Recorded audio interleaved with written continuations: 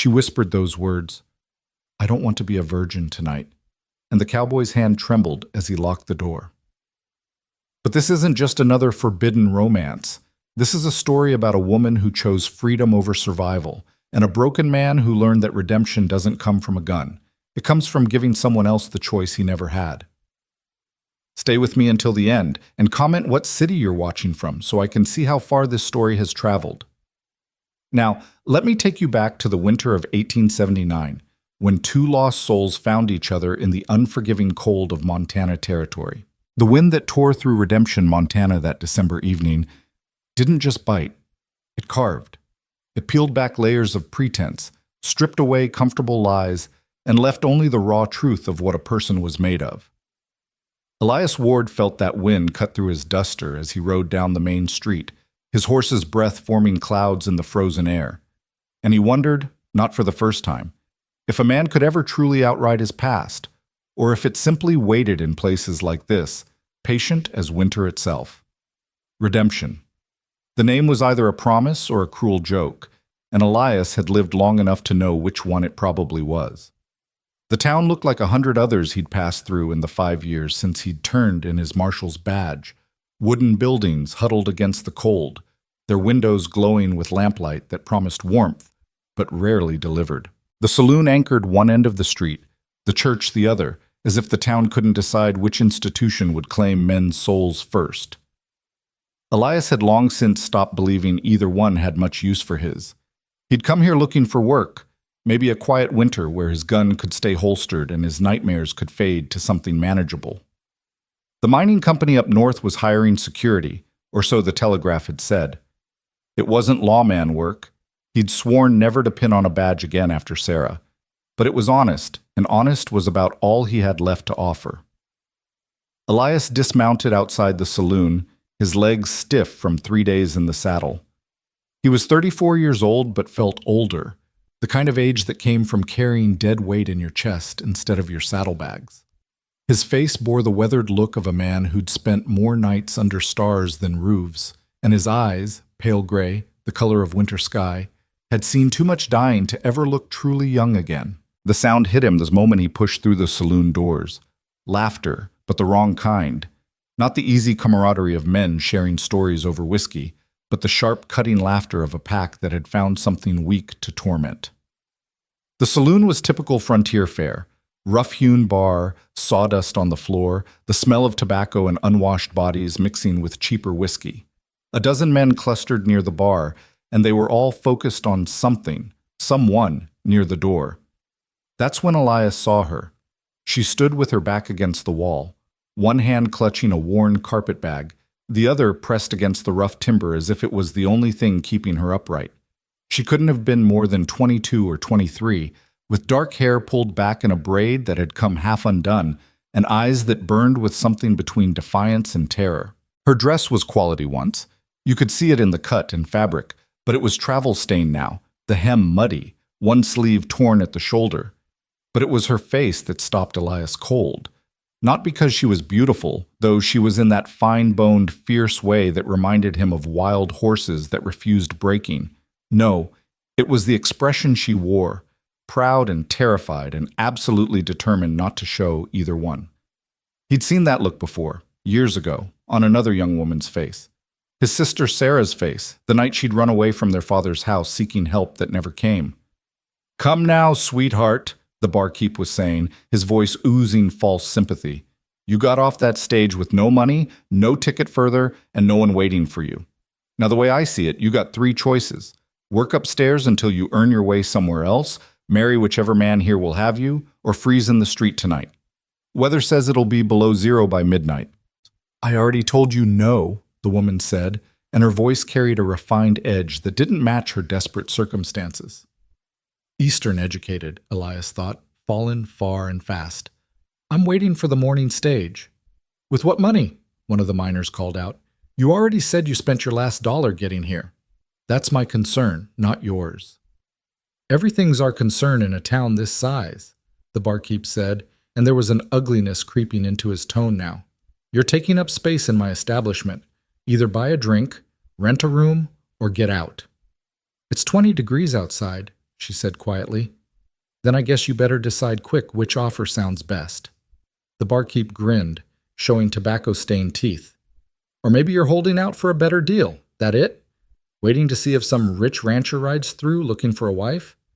Hate to break it to you, darling, but you're damaged goods. Word travels fast out here. We all heard about what you did. The woman's face went white, but her chin lifted.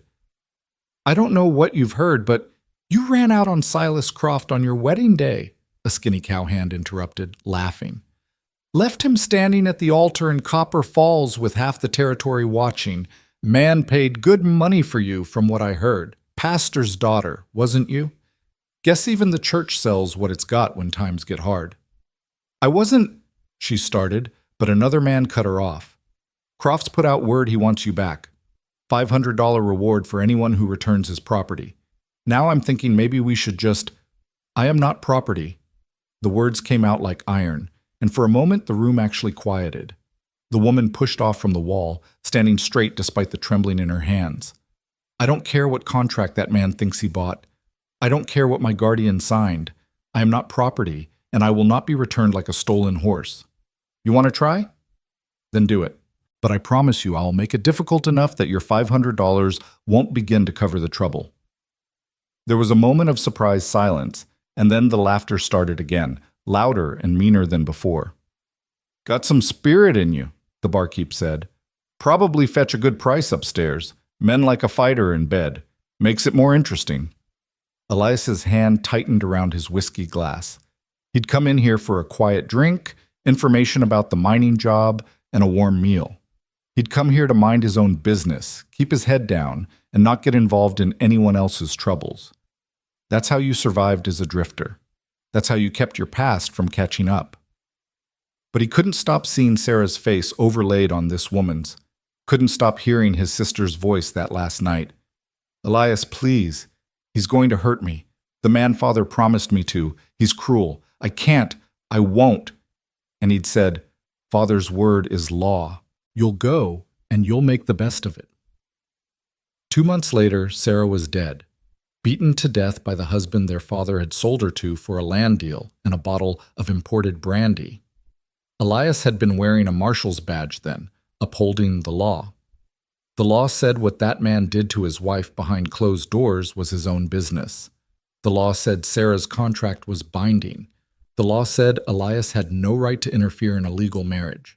So Elias had taken off the badge, tracked down his brother-in-law, and put 3 bullets in him in a fair draw that barely qualified as legal. Then he'd ridden away and never stopped running from the memory of Sarah's face. Now here was another woman with that same desperate pride, that same trapped animal fear hidden behind false courage.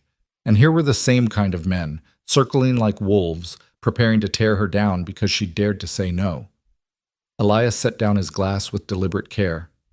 Leave her be. His voice wasn't loud, but it carried. The laughter died as every head turned toward him.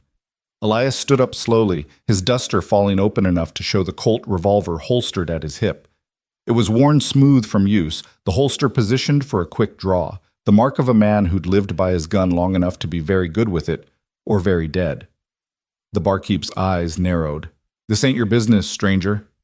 I'm making it my business. You know who that woman is? What she's done? Don't care. Elias moved toward the door, his movements easy and unhurried, but his hand stayed near his gun.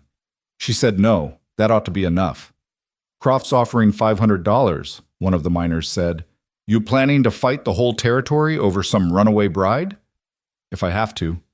Elias looked at the woman, who was staring at him with a mixture of shock and suspicion. Ma'am, I've got a cabin about 2 miles north of here. You'll have the bed, I'll take the floor. No strings, no payment. You can leave whenever you want, but if you stay here, these men will make your life hell until you break, and that's a fact. She studied him for a long moment, her intelligent eyes searching his face for the lie, the trap, the thing he really wanted. Elias kept his expression neutral, letting her look. He knew what she saw. A hard man with old scars and older regrets, but not the hungry look these other men wore. Why? She finally whispered. It was the same question Sarah had asked that last night. Why won't you help me? This time, Elias had an answer. because no one deserves to freeze for saying no. The woman's eyes glistened, but she blinked back whatever tears wanted to come. She nodded once, sharp and decisive, and picked up her carpet bag. All right. Now hold on, the barkeep started, but Elias turned on him with a look that had made outlaws reconsider their life choices. She's made her choice. Anyone here got a problem with that? We can settle it right now. The silence stretched out. Elias knew the calculation happening behind these men's eyes. $500 was good money, but a bullet was forever. And something about the way Elias stood, the coldness in his pale eyes, said he'd killed before and wouldn't lose sleep over doing it again. Finally, the barkeep spat into a brass spittoon. Get her out of here then, but when Croft's men come looking, and they will, you remember you brought this on yourself. I'll remember. Elias gestured toward the door. Ma'am? She walked past him, head high despite the hungry stares that followed her. Elias waited until she was outside, then backed toward the door himself, hand still near his gun. Only when he'd cleared the threshold did he turn his back on the room.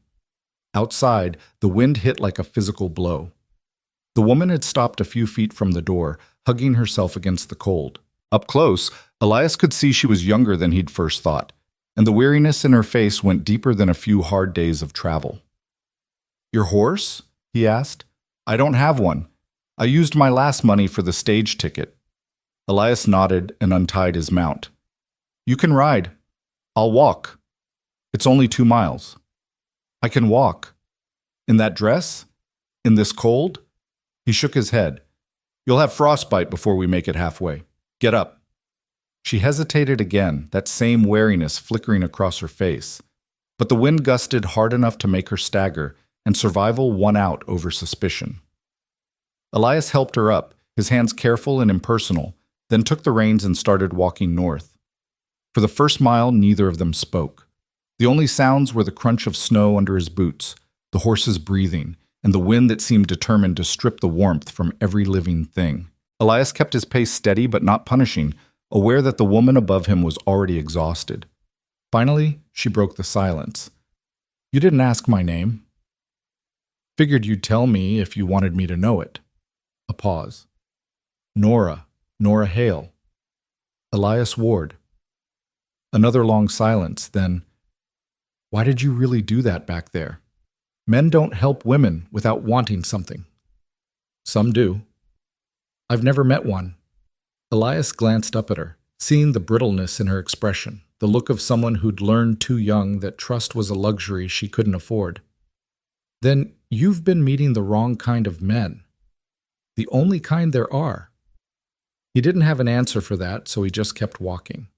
The cabin came into view as they crested a low rise, a small structure with a stone chimney set back in a stand of pine trees that offered some shelter from the wind. It wasn't much, but it was sturdy and weatherproof, built by someone who knew what Montana winters demanded.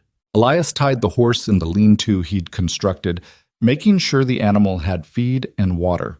When he turned back, Nora was still sitting on the horse, staring at the cabin with an expression he couldn't quite read. What is it? He asked. I'm trying to decide if I'm about to make a terrible mistake. You are, Elias said bluntly. Way I see it, you got 2 terrible choices. Trust me or freeze in that saloon. Neither one's good, but at least out here, if I turn out to be lying, you can scream as loud as you want, and I won't have an audience cheering me on. It was harsh, but it was honest. Nora looked down at him for a long moment, then slid off the horse. I suppose that's something. Elias unlocked the cabin door and pushed it open. The interior was cold, but not frozen. He'd banked the fire before leaving that morning. I'll get the fire going. There's a blanket over there you can use while your dress dries. He moved around the single room with practiced efficiency, building up the fire until flames crackled and heat began to push back the cold. The cabin was sparse but clean. A bed in one corner with a real mattress, a table with 2 chairs, a stove for cooking, shelves with basic supplies. Elias's saddlebags and bedroll were stacked neatly near the door. Nora stood uncertainly near the entrance, still clutching her carpet bag. You said I could have the bed. That's right. And you'll sleep where? Floor. I've got a bedroll. Elias pulled it out and tossed it near the fire to prove his point. You can use that blanket hung on the wall to change behind if you want privacy. I need to check on the horse, make sure the cold didn't damage any of my gear. He stepped back outside before she could respond, giving her space and time. The cold bit at him immediately, but Elias welcomed it. He'd been truthful about checking his gear, but mostly he wanted to give Nora time to realize he wasn't going to pressure her, wasn't going to push into her space, wasn't going to demand payment for basic human decency. He took his time, grooming the horse, checking all the tack, reorganizing his saddlebags. When he finally returned to the cabin, he made plenty of noise so she'd hear him coming. Inside, Nora had draped her dress over one of the chairs near the fire and wrapped herself in his spare blanket. Her hair was down now, falling past her shoulders in waves that caught the firelight. She looked younger without the severe braid, and more vulnerable, but there was still that edge of steel in her eyes. "Thank you," she said quietly. Elias shrugged off his duster and hung it on a peg. "You hungry?" "Starving." He pulled out some hardtack, dried beef, and a can of peaches, frontier fare, but better than nothing. As he worked, Nora watched him with that same assessing gaze, and he could feel the weight of her suspicion. She was waiting for him to show his true colors, to reveal what he really wanted from her. Elias understood that kind of vigilance. He'd lived it himself after Sarah died, unable to trust, unable to rest, always waiting for the next betrayal. It was exhausting, but it kept you alive. They ate in silence, the fire crackling between them. Elias kept his distance, sitting on the opposite side of the small room, making himself as unthreatening as possible. When they'd finished, he collected the tin plates and set them aside to clean in the morning. "You should sleep," he said. "You look dead on your feet." Nora didn't argue. She moved to the bed, then paused. "What about you?" "I'm not tired yet. Going to sit up a while, make sure the fire doesn't die." It was partly true. Elias rarely slept well anymore. Too many ghosts visited him in the dark. But mostly he wanted Nora to feel safe enough to actually rest, and that meant staying awake and unthreatening on the far side of the room. She slid under the blankets, and Elias deliberately turned his back, settling near the fire with his rifle across his knees. Not for her, for whatever might come looking. If the men in that saloon decided $500 was worth the risk, or if Croft had men nearby. An hour passed, then 2. The fire burned low, and Elias fed it carefully, keeping the warmth steady. Behind him, he could hear Nora's breathing even out, slipping towards sleep but not quite reaching it. She was still afraid, still waiting for him to attack. "Mr. Ward?" Her voice was small in the darkness. "Elias is fine." A pause. "Why do you live alone out here?" "Long story." "I'm not sleeping anyway." Elias was quiet for a moment, debating. Then, "I was a marshal once, in Kansas. Did things by the book, believed the law mattered, thought justice and legality were the same thing. What changed? I had a sister, Sarah. Our father promised her to a man, not a good man, but a rich one. She begged me to help her, to use my badge to stop it. I told her the law said the contract was binding." He stared into the fire, seeing Sarah's face in the flames. 2 months after the wedding, her husband beat her to death. The law said that was his right, that what happened in a man's home was his business. Nora drew in a sharp breath. "So I took off my badge, tracked him down, and shot him dead in the street. Then I rode out and never went back." Elias's voice was flat, emotionless. The only way he could tell the story. "That was 5 years ago. Been drifting ever since, trying to figure out if there's any difference between law and justice, or if they're just 2 words for the same rotten thing." The silence that followed was heavy with understanding. "I'm sorry," Nora whispered. "Don't be. I made my choices. She died because of them." He turned slightly, not looking at her directly, but speaking into the space between them. "But I learned something from it. Learned that sometimes the law is wrong, and sometimes the only justice worth having is the kind you make yourself. So when I saw those men circling you tonight, saw them trying to break you down because you dared to say no," he shook his head. "I couldn't walk away. Not again. I'm not your sister. No. But you're someone's sister, someone's daughter, someone who deserves better than being sold like livestock and hunted down when you run." Nora was quiet for a long time. Then, so softly, he almost missed it. "I was raised by a pastor after my parents died. He was kind when I was young, but when I turned 17 and his wife passed, he changed. Started talking about duty and obligation. Started touching my hand too long at dinner. Started looking at me in ways that made my skin crawl. Elias felt his jaw tighten, but he said nothing, letting her speak.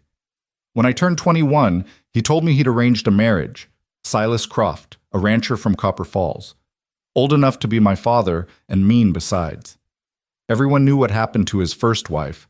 Fell down the stairs was what they said, but there were bruises that didn't match the story. But Croft was rich, and the church needed money, so he sold you. The pastor called it securing my future. Said I should be grateful. Said Croft would provide for me, protect me. Her voice turned bitter. I stood there at that altar, looking at the man I was supposed to promise my life to, and I saw my death in his eyes. So I ran, took the money I'd saved from sewing work, caught the stage, and just kept going until I couldn't go anymore. That's how you ended up in redemption. End of the line, literally. I used my last coins to get here thinking maybe I could find work, disappear into a town where no one knew me. But word travels faster than stages out here. They knew who I was before I even stepped off. Elias turned to look at her then. In the firelight, her face was drawn and exhausted, but there was something unbowed in her expression, a core of strength that hadn't been broken despite everything she'd endured. You did the right thing, he said firmly, running from that. Don't let anyone tell you different. The law says I'm his property, says that contract is binding. Then the law is wrong, just like it was wrong about Sarah. Elias held her gaze. I won't let them take you, not without a fight. You don't even know me. Don't have to. Some things are just right or wrong, and forcing a woman into a marriage she doesn't want is wrong. Simple as that. Tears spilled down Nora's cheeks then, but she didn't sob or break. She just let them fall, silent and exhausted. I don't know how to trust you. I know. Every man I've ever known has wanted something from me. My guardian wanted me silent and obedient. Croft wanted a possession. Those men in the saloon wanted... She shuddered. I don't even know what to call what they wanted. That's fair. Elias turned back to the fire. You don't have to trust me, Miss Hale. You just have to survive tonight. Tomorrow we'll figure out the next step. After that, the next one. That's all anyone can do. Survive until they can do better. And what do you want? Really? Elias considered the question carefully. I want to sleep without dreaming about my sister's funeral. I want to stop seeing her face every time I close my eyes. I want to believe that maybe I can do one thing right, help one person the way I failed to help her. That's what I want. Your company's got nothing to do with it. It was the truth, raw and ungarnished. Nora studied him for a long moment, then slowly lay back down. All right, she said quietly. I'll try to sleep. Good. Elias sat vigil through the night, feeding the fire, listening to the wind howl around the cabin walls, and thinking about justice and law and the thin line between them. Sometime near dawn, Nora's breathing finally deepened into true sleep, and he allowed himself a moment of satisfaction. She'd trusted him enough to let her guard down. It was a start. When morning light began filtering through the cabin's single window, Elias finally let himself doze, his rifle still across his lap, his back against the wall.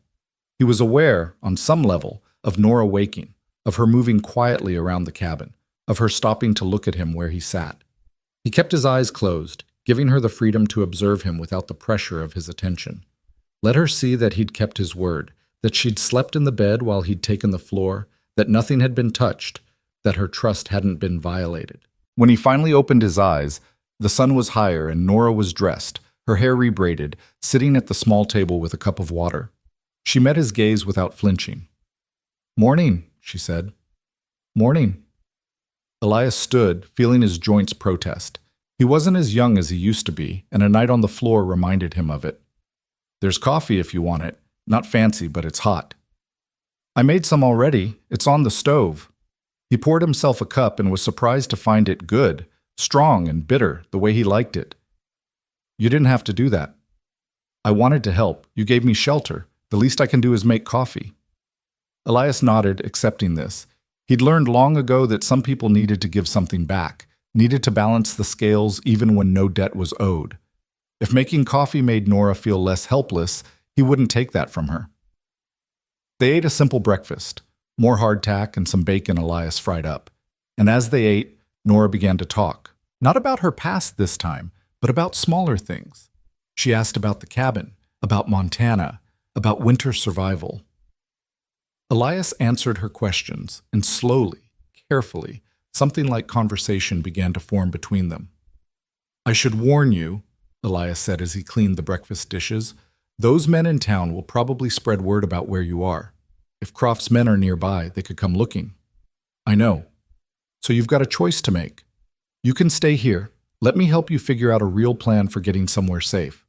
Or you can take my horse, head further west. Try your luck in a bigger town where you might disappear easier." Nora was quiet, considering. "If I take your horse, you'll be stuck here with no way to travel. I'll manage. And if I stay, then we figure it out together. I've got some savings, enough to buy you passage on a stage, set you up somewhere new if you want, or enough to pay for legal help if you want to fight the contract." He paused. "Either way, the choice is yours. I'm not going to tell you what to do." "Because?" "Because you've had enough of men making your decisions for you." Nora's eyes glistened again, but she blinked it back. "I'll stay. For now. Until we have a real plan." "All right then." And so it began. This strange arrangement between two people who had every reason not to trust each other but had run out of other options. Elias went about his usual routines, tending the horse, checking the cabin for repairs, and Nora found ways to help.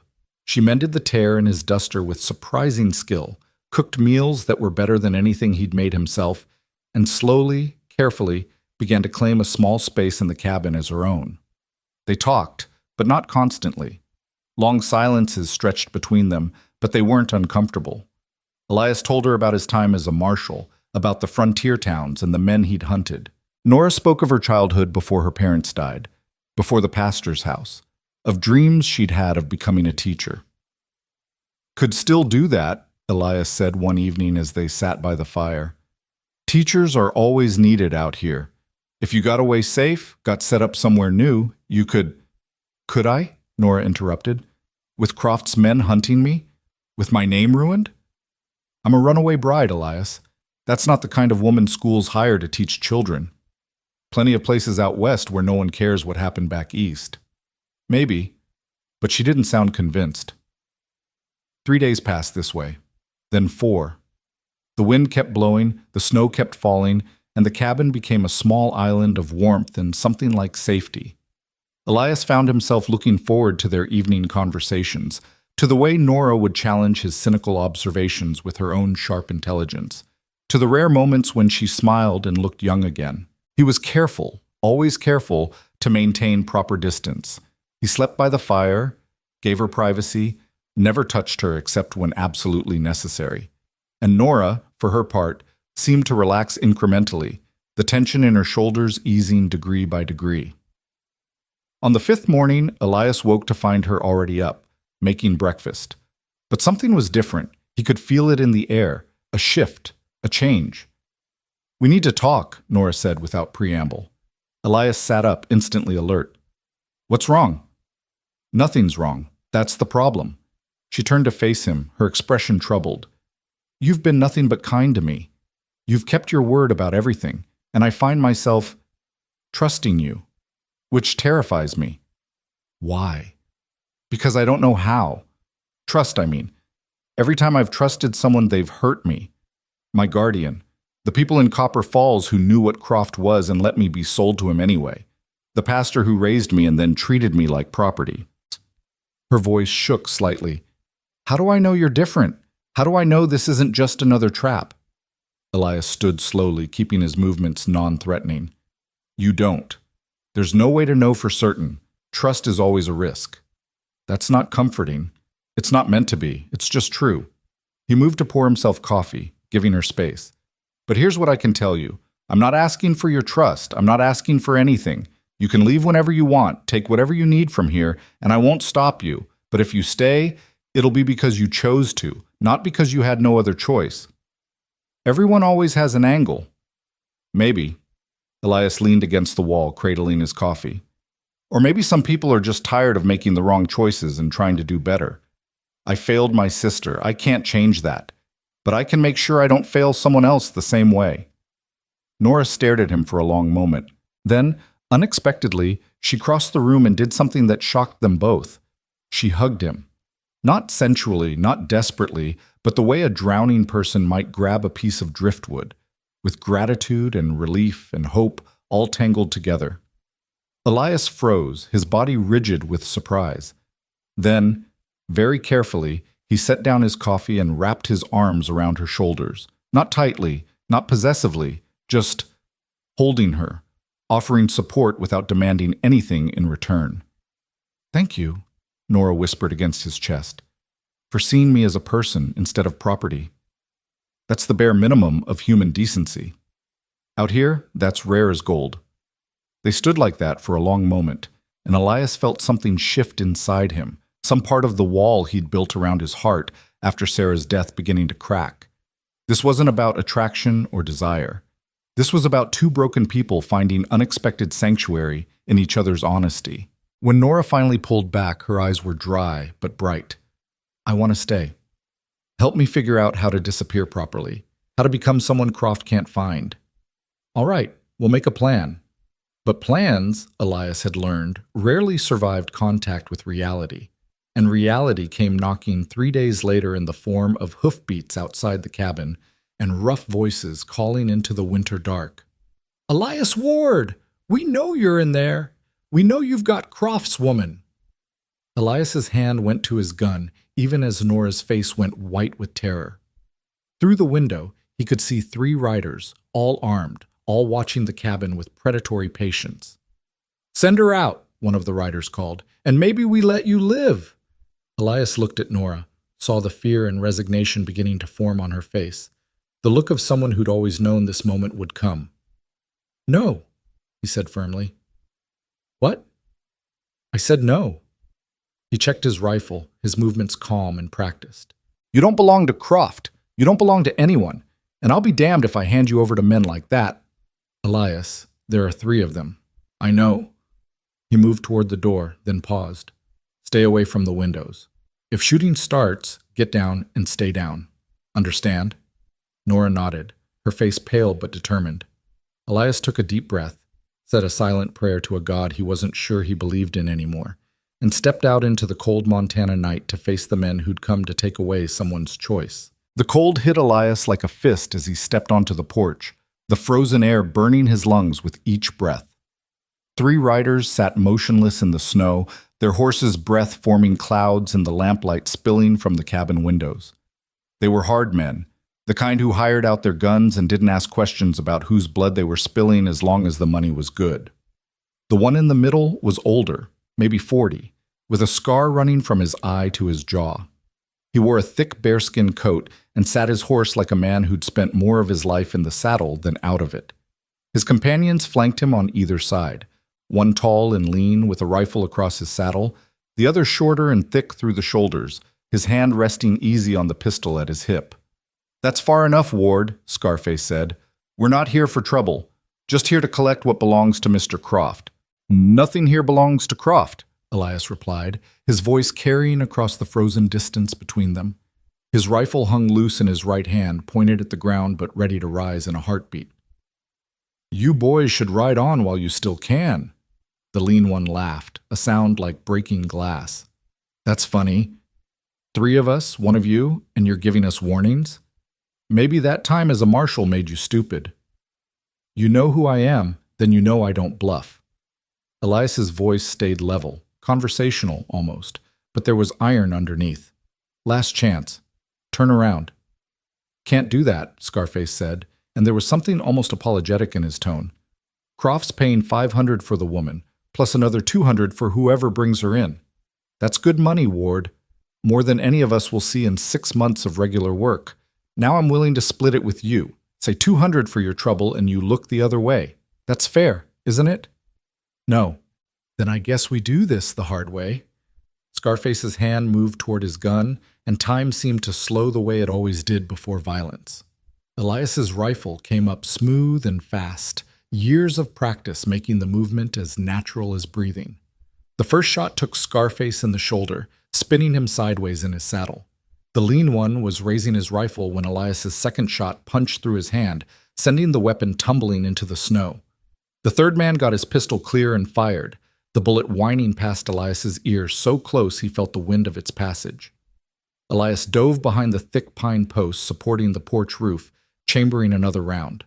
Return fire chewed splinters from the wood, and one of the horses screamed and bolted. Through the chaos, Elias could hear Scarface shouting orders, his voice tight with pain. "Circle around! Get to the back!" The stocky one spurred his horse toward the cabin's rear, while his wounded companion tried to control his panicked mount one-handed. Elias snapped a shot at the circling rider, missed, cursed.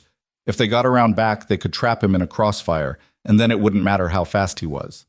The cabin door flew open behind him, and Nora's voice cut through the gunfire. "Elias, down!" He dropped flat without thinking, trusting her completely in that moment. Something whistled over his head, and there was a sound like a hammer hitting meat. The stocky rider jerked backward, clutching at his chest where the handle of a kitchen knife now protruded. He swayed, made a gurgling sound, and toppled from his saddle into the snow. Elias was up and moving before the man hit the ground, racing toward the lean one who was trying to get his rifle from the snow with his mangled hand. The man looked up just in time to see Elias's rifle butt coming at his face. The impact sent him sprawling, unconscious before he landed. That left Scarface, who'd managed to stay mounted despite the shoulder wound. He had his pistol in his left hand now, awkward but functional, and was trying to line up a shot while controlling his nervous horse with his knees. Blood soaked the front of his coat, dark and spreading. "Don't," Elias said, his rifle trained on the man's chest. "You're bleeding bad. You ride away now. You might make it to a doctor. You keep fighting. You'll die in this snow." Scarface's face was pale with shock and blood loss, but his eyes still held calculation. "Croft won't stop. He'll send more men. He'll keep sending them until he gets her back, or until you're both dead. That's who he is. Then I guess he'll need a lot of men." For a long moment, they stared at each other across the blood-stained snow. Then Scarface's gun hand wavered and slowly lowered. "You're either very brave or very stupid, Ward." "Maybe both." Elias gestured with his rifle. "Get your friends and go. The one Nora stuck probably won't make it, but you can try. Tell Croft that Nora Hale isn't property and isn't coming back. Tell him if he sends more men, they'll end up like you, bleeding in the snow with nothing to show for it." Scarface looked at him for another long moment, then nodded slowly. "I'll tell him." But he won't listen. Men like Croft, they don't hear nothing but what they want to hear. He turned his horse with difficulty, favoring his wounded shoulder. "You're a dead man, Ward. You just don't know it yet." "Been dead before? Didn't take." Elias watched as Scarface collected his unconscious companion, leaving the stocky one where he'd fallen, and rode slowly into the darkness.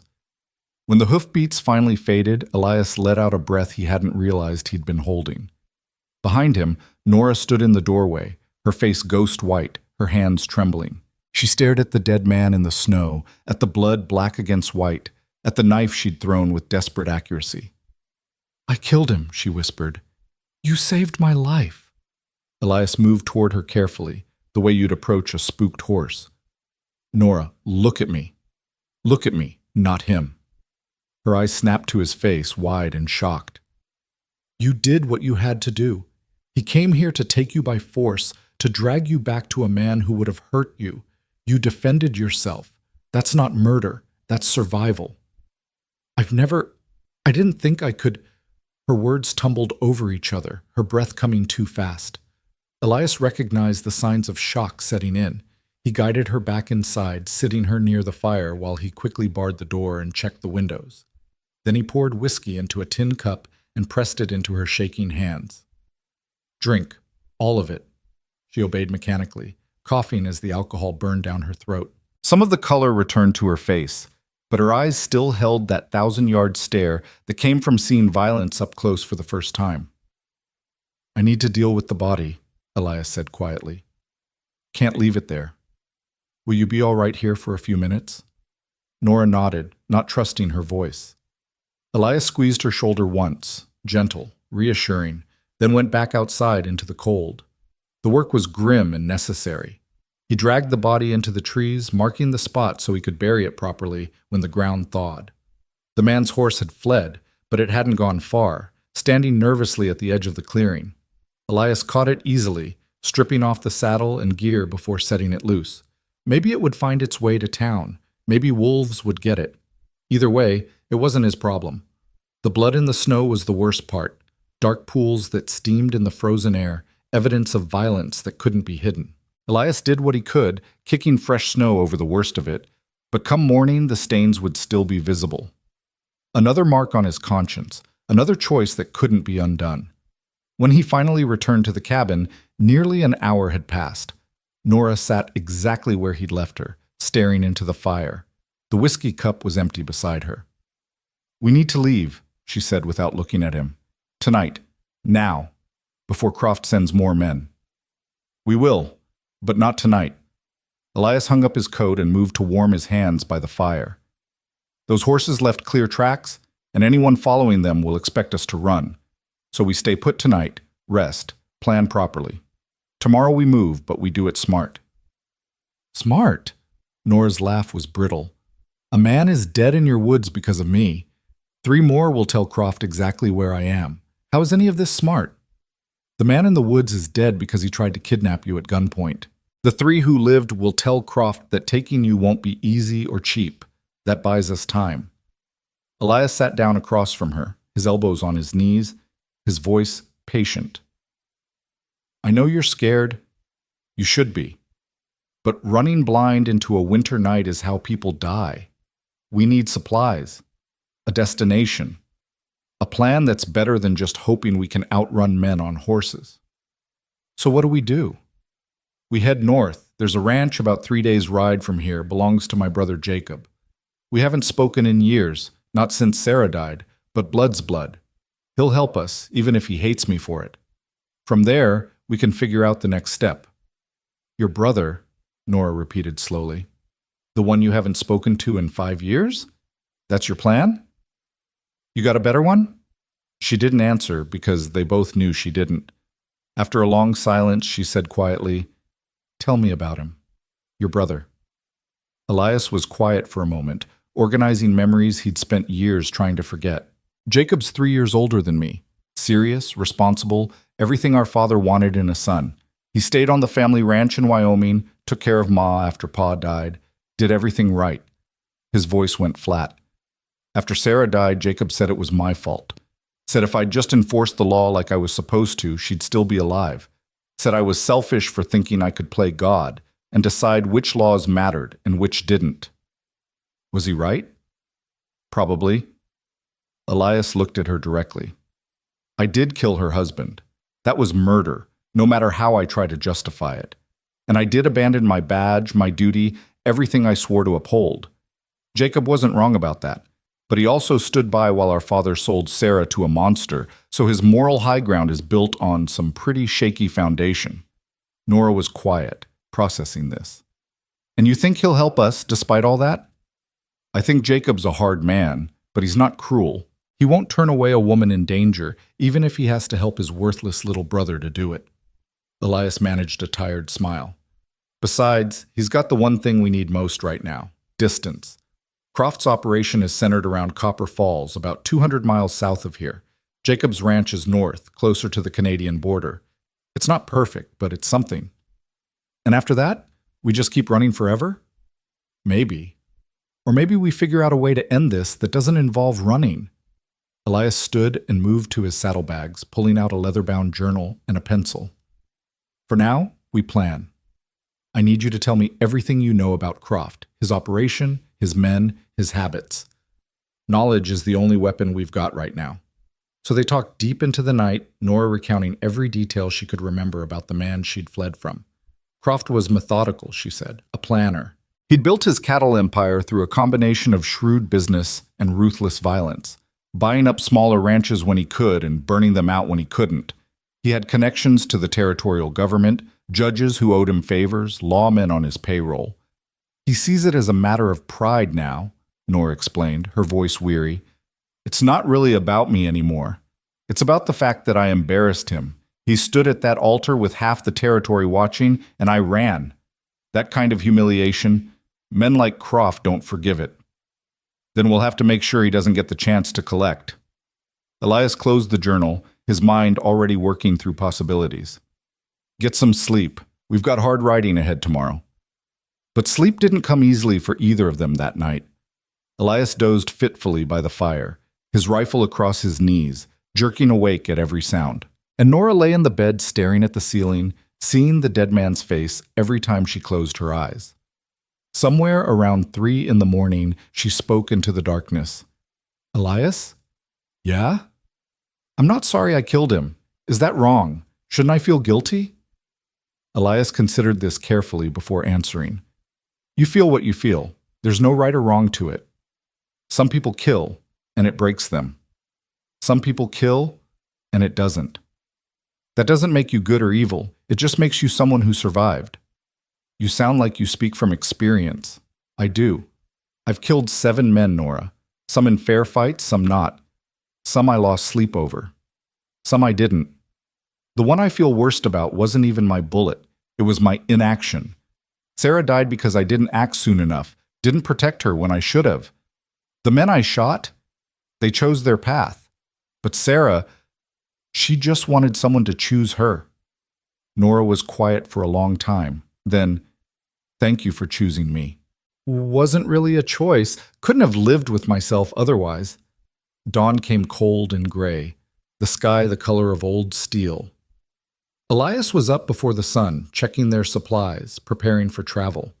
They had enough food for a few days if they were careful, and his horse was strong enough to carry them both if they took it slow. It would be hard travel in winter, but it was possible. Nora emerged from the cabin dressed in her traveling clothes, the dress she'd arrived in now covered by a spare coat of Elias's that hung too large on her frame. She'd braided her hair tight and pinned it up, her face set with determination that hadn't been there the night before. I want to learn to shoot, she said without preamble. Elias paused in cinching the saddle. What? You heard me. I want to learn to shoot. If more men come, I need to be able to defend myself. I can't rely on throwing knives every time. You did pretty well with the knife. I got lucky. Next time I might not be. Not. She crossed her arms, her jaw set. I'm not going to be helpless anymore, Elias. You taught me something last night, that I'm capable of violence when I need to be. Now teach me how to control it. Elias studied her for a moment, seeing the steel beneath the fear. This was what strength looked like. Not the absence of terror, but the decision to act despite it. He nodded slowly and pulled his pistol from its holster, checking to make sure it was unloaded before handing it to her. First rule, always assume a gun is loaded until you've checked it yourself. Second rule, never point it at anything you're not willing to kill. Third rule, if you draw it, you use it. No threats, no warnings. You decide to kill, and you do it fast and clean. Understand? Nora took the gun, her hand steady despite its weight. I understand. They spent an hour in the clearing behind the cabin, Elias teaching her the basics: stance, grip, sight picture, trigger control. She was a natural student, focused and attentive, asking questions when she didn't understand. When they finally loaded the pistol and she fired her first shot, the recoil surprised her, but her second shot was steadier, and her third steadier still. You're a quick learner, Elias said, impressed despite himself. I'm motivated. She ejected the spent shells, her movements growing more confident. Again. They practiced until the ammunition ran low, then packed up and prepared to ride. Elias gave the cabin one last look, knowing he'd probably never return. It had been home for 3 months, a place of quiet and solitude. Now it was marked by violence, and men would come looking. Another place he couldn't go back to. Another piece of his life that had to be abandoned. You ready? He asked Nora. She nodded, her face pale but determined. As I'll ever be. The ride north was brutal. The temperature dropped as they climbed into higher country, and the wind cut through their clothes like knives. Elias kept them moving at a steady pace, not so fast that they'd exhaust the horse, but not so slow that any pursuit could catch them easily. They stopped rarely, eating in the saddle, speaking only when necessary. Nora bore it all without complaint. She rode behind Elias, her arms around his waist for balance and warmth, and he could feel her shivering against his back. But when he asked if she needed to stop, she always refused. She was proving something to herself, he realized, that she was strong enough, tough enough to survive whatever came. They made camp the first night in a grove of pine trees that offered some shelter from the wind. Elias built a small fire, small enough for warmth but not so large it would give away their position, and they huddled close to it, sharing what little food they had. "Tell me something," Nora said as they ate. "Something that isn't about death or running or survival. Tell me something normal." Elias thought for a moment.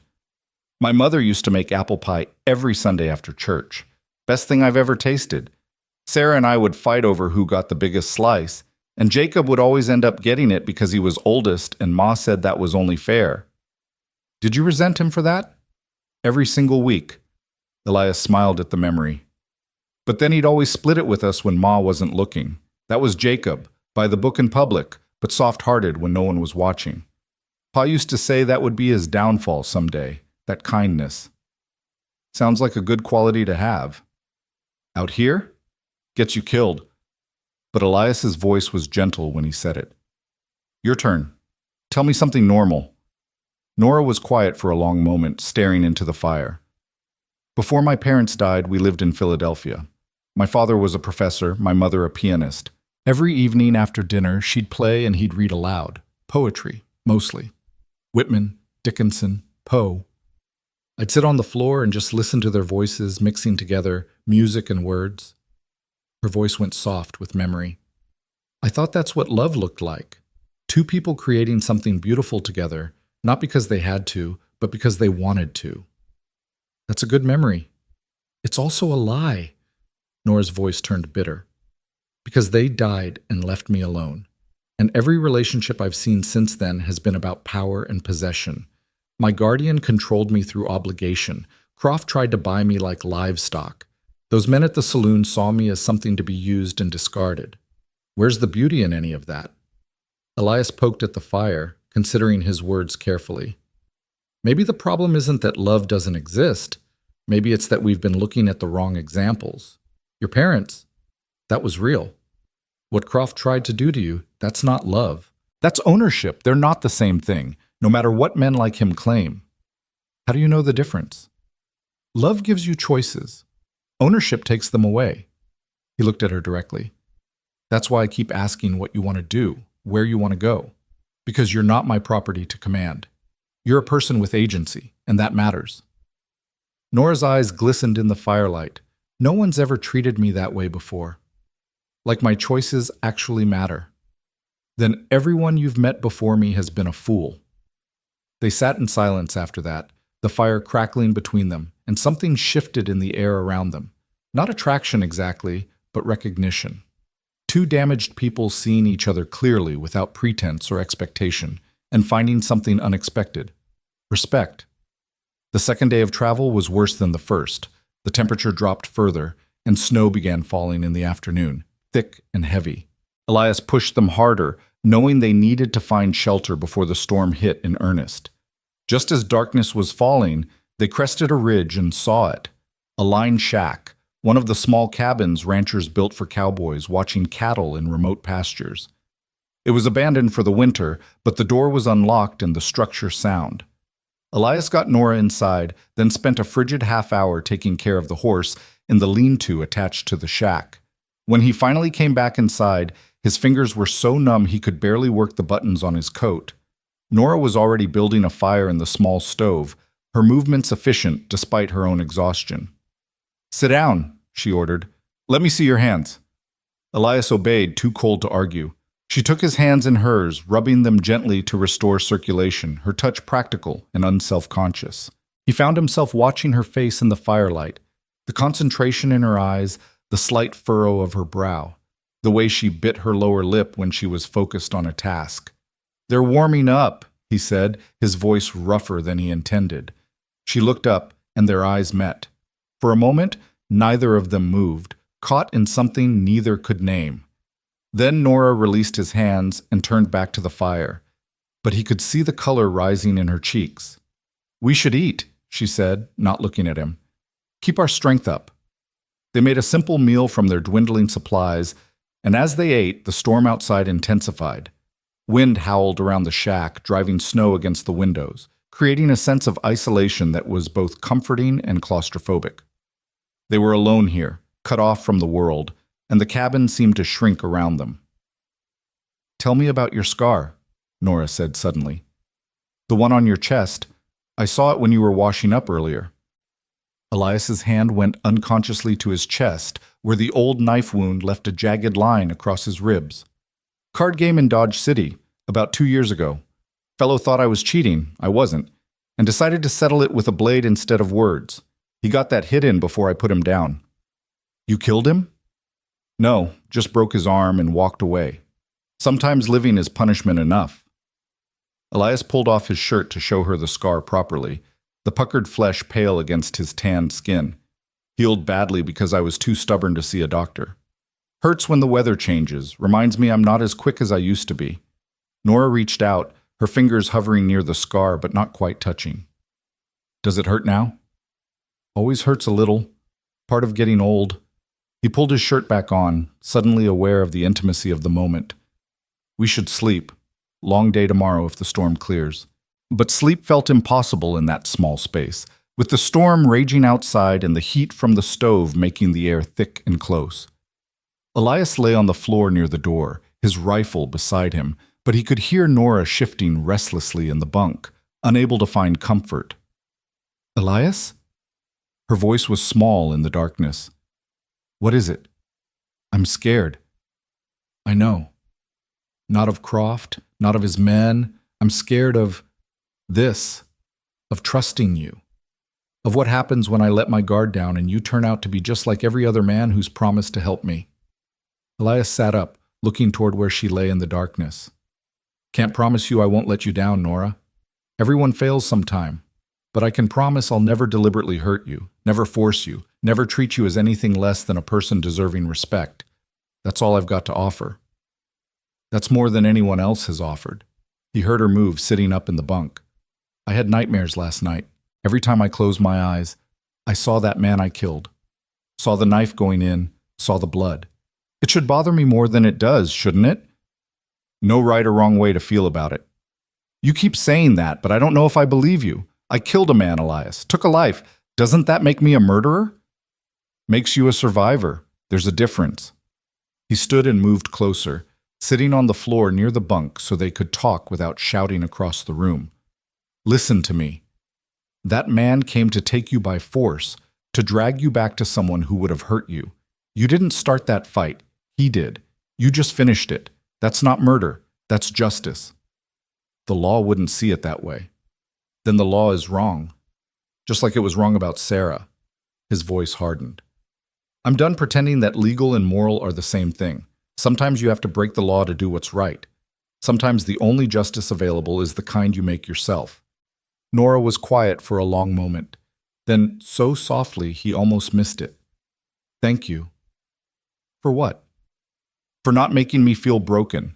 For treating me like I'm strong instead of damaged." She shifted in the bunk, and in the dim light from the dying fire, he could see her face, young and exhausted and fiercely determined. "Everyone else sees me as something to be fixed or saved or possessed. You see me as someone capable of saving myself." "That's because you are." "I'm starting to believe that. Because of you." The words hung in the air between them, weighted with significance neither of them was quite ready to acknowledge. Outside, the storm continued its assault, but inside the small cabin, something else was building, not romance exactly, but something deeper, trust, understanding, the fragile beginning of a connection that went beyond simple gratitude or duty. "We should sleep," Elias said again, but he didn't move from where he sat. "Stay there," Nora said suddenly. "Just stay where I can hear you breathing. I sleep better when I know someone's watching." So Elias stayed, his back against the wall, his rifle across his lap, listening to Nora's breathing gradually slow and deepen into sleep. And he thought about Sarah, about all the ways he'd failed her, and about this second chance he'd been given to do better. He wouldn't waste it. Morning came with silence. The storm had passed, leaving the world wrapped in fresh snow that sparkled in the weak sunlight. They ate a cold breakfast, packed their meager supplies, and prepared to continue north. Elias estimated they were still 2 days from Jacob's ranch, maybe less if they pushed hard. "Do you really think your brother will help us?" Nora asked as they rode out into the pristine landscape. "Honestly, I don't know. Jacob's proud, and I wounded that pride when I left. But he's also a good man underneath all the stubborn righteousness. If we can get past his anger at me, he'll do the right thing. He always does. And if he doesn't, then we keep moving. Canada's not that much further north. Fresh start, new names. Croft's reach doesn't extend that far." Elias urged the horse forward through the snow. "Either way, we'll figure it out. We've come this far, haven't we?" And the third morning dawned clear and cold. By afternoon, they could see the smoke from Jacob's ranch house rising in the distance, and Elias felt his chest tighten with an emotion he couldn't quite name. He was coming home, in a way. Or at least returning to the last place that had felt like home before everything fell apart. "That's it?" Nora asked, pointing to the cluster of buildings visible across the snow-covered valley. "That's it. The Ward family ranch. Where I grew up. Where Sarah grew up. Where everything went wrong," he didn't add. But they both heard it anyway. They rode slowly down into the valley, giving anyone watching plenty of time to see them coming. Elias knew Jacob would have guards posted, would have seen their approach long before they reached the main house. He was proven right when 2 men on horseback emerged from behind the barn, rifles ready, but not quite aimed. "That's far enough," one of them shouted. "State your business." "I'm here to see Jacob Ward," Elias called back. "Tell him his brother's come calling." The 2 men exchanged glances, and one of them wheeled his horse and galloped toward the house. The other kept his rifle trained on them, his face suspicious. They waited in tense silence until the ranch house door opened and a figure emerged, tall and broad-shouldered, moving with the confident stride of a man who knew his own strength. Jacob Ward looked like an older, harder version of Elias. Same gray eyes, same strong jaw, but his face was more weathered, more lined with responsibility and judgment. He wore a sheepskin coat against the cold, and his expression when he saw Elias was everything his younger brother had feared: anger, disappointment, and beneath it all, a hurt that 5 years hadn't healed. "Elias," Jacob's voice was flat, carefully neutral. "Didn't expect to ever see you again." "I know. I wouldn't be here if I had any other choice." Elias dismounted, helping Nora down after him. "This is Nora Hale. She's in trouble, and she needs help. I need help." "You need help." Jacob's laugh was bitter. "That's rich coming from you. Where were you when Ma was dying last year? Where were you when the ranch was struggling and I could have used an extra hand? You ride away 5 years ago and don't send so much as a letter. And now you show up needing help? Jacob, I know I don't deserve—" "You're right. You don't." Jacob's eyes were cold. "Sarah's dead because you couldn't follow the rules. Because you thought you knew better than the law, better than Pa, better than everyone. You killed her husband, murdered him in the street, and then you ran like a coward. Left me to deal with the consequences, left Ma to grieve alone. And now you come here expecting— what? Forgiveness? Shelter? I'm not asking for me. I'm asking for her." Elias gestured to Nora. "She's running from a man who means to hurt her. All I need is a few days to figure out a plan, get her somewhere safe. After that, I'll leave and you'll never see me again. I promise." Jacob looked at Nora for the first time, really seeing her. She met his gaze steadily, her chin lifted with that same proud defiance that had first caught Elias's attention. Something in Jacob's expression softened, just a fraction. "What's your situation?" he asked her directly. "I was sold to a cattle rancher named Silas Croft," Nora said, her voice clear and strong. "I ran rather than marry him. He sent men to bring me back. Your brother has been helping me stay ahead of them." "Silas Croft?" Jacob's expression darkened. "I know that name. He's bad business, ruthless as they come. You picked a dangerous enemy, girl." "I didn't pick anything. I just refused to be property." Jacob studied her for another long moment, then let out a long breath and turned back to Elias. "You always did have a talent for finding trouble. Even when we were kids, you couldn't just let things be." "Sarah's death taught me something," Elias said quietly. "Taught me that letting things be can get people killed. I couldn't let that happen again. The name hung between them like a ghost. Jacob's jaw tightened, old pain and anger warring across his face. Finally, he shook his head and turned toward the house. I'll give you one night. One. You can sleep in the barn, get a hot meal, rest your horse. But come morning, you're gone. I won't have Croft's men coming here looking for you. I've got people depending on this ranch, and I won't risk them for your crusade. It wasn't welcome, but it wasn't rejection either. Elias nodded, accepting the terms. Thank you, Jacob. Don't thank me. Just be gone by dawn. Jacob walked back toward the house without another word, his back rigid with unresolved anger. One of the ranch hands showed them to the barn, where they could bed down in the loft. It was warmer than camping in the snow, at least, and the hay made for softer sleeping than frozen ground. As the hand left, Nora turned to Elias with troubled eyes. He hates you. He has reason to. Is it really your fault? What happened to Sarah? Elias was quiet for a long time, staring out the barn's open door at the ranch house where his brother lived, with all that righteous anger. I don't know anymore. I used to be sure. Sure it was the husband's fault, or Pa's for arranging the marriage, or the law's for allowing it. But maybe Jacob's right. Maybe if I'd just stayed in my place, done my job, Sarah would have found a way to survive. Maybe my interference made everything worse. Or maybe everyone failed her, Nora said softly. Your father for selling her, the law for protecting her husband, you for not acting soon enough, your brother for not standing up to your father. Maybe there's enough blame to go around, and carrying it all yourself doesn't help anyone.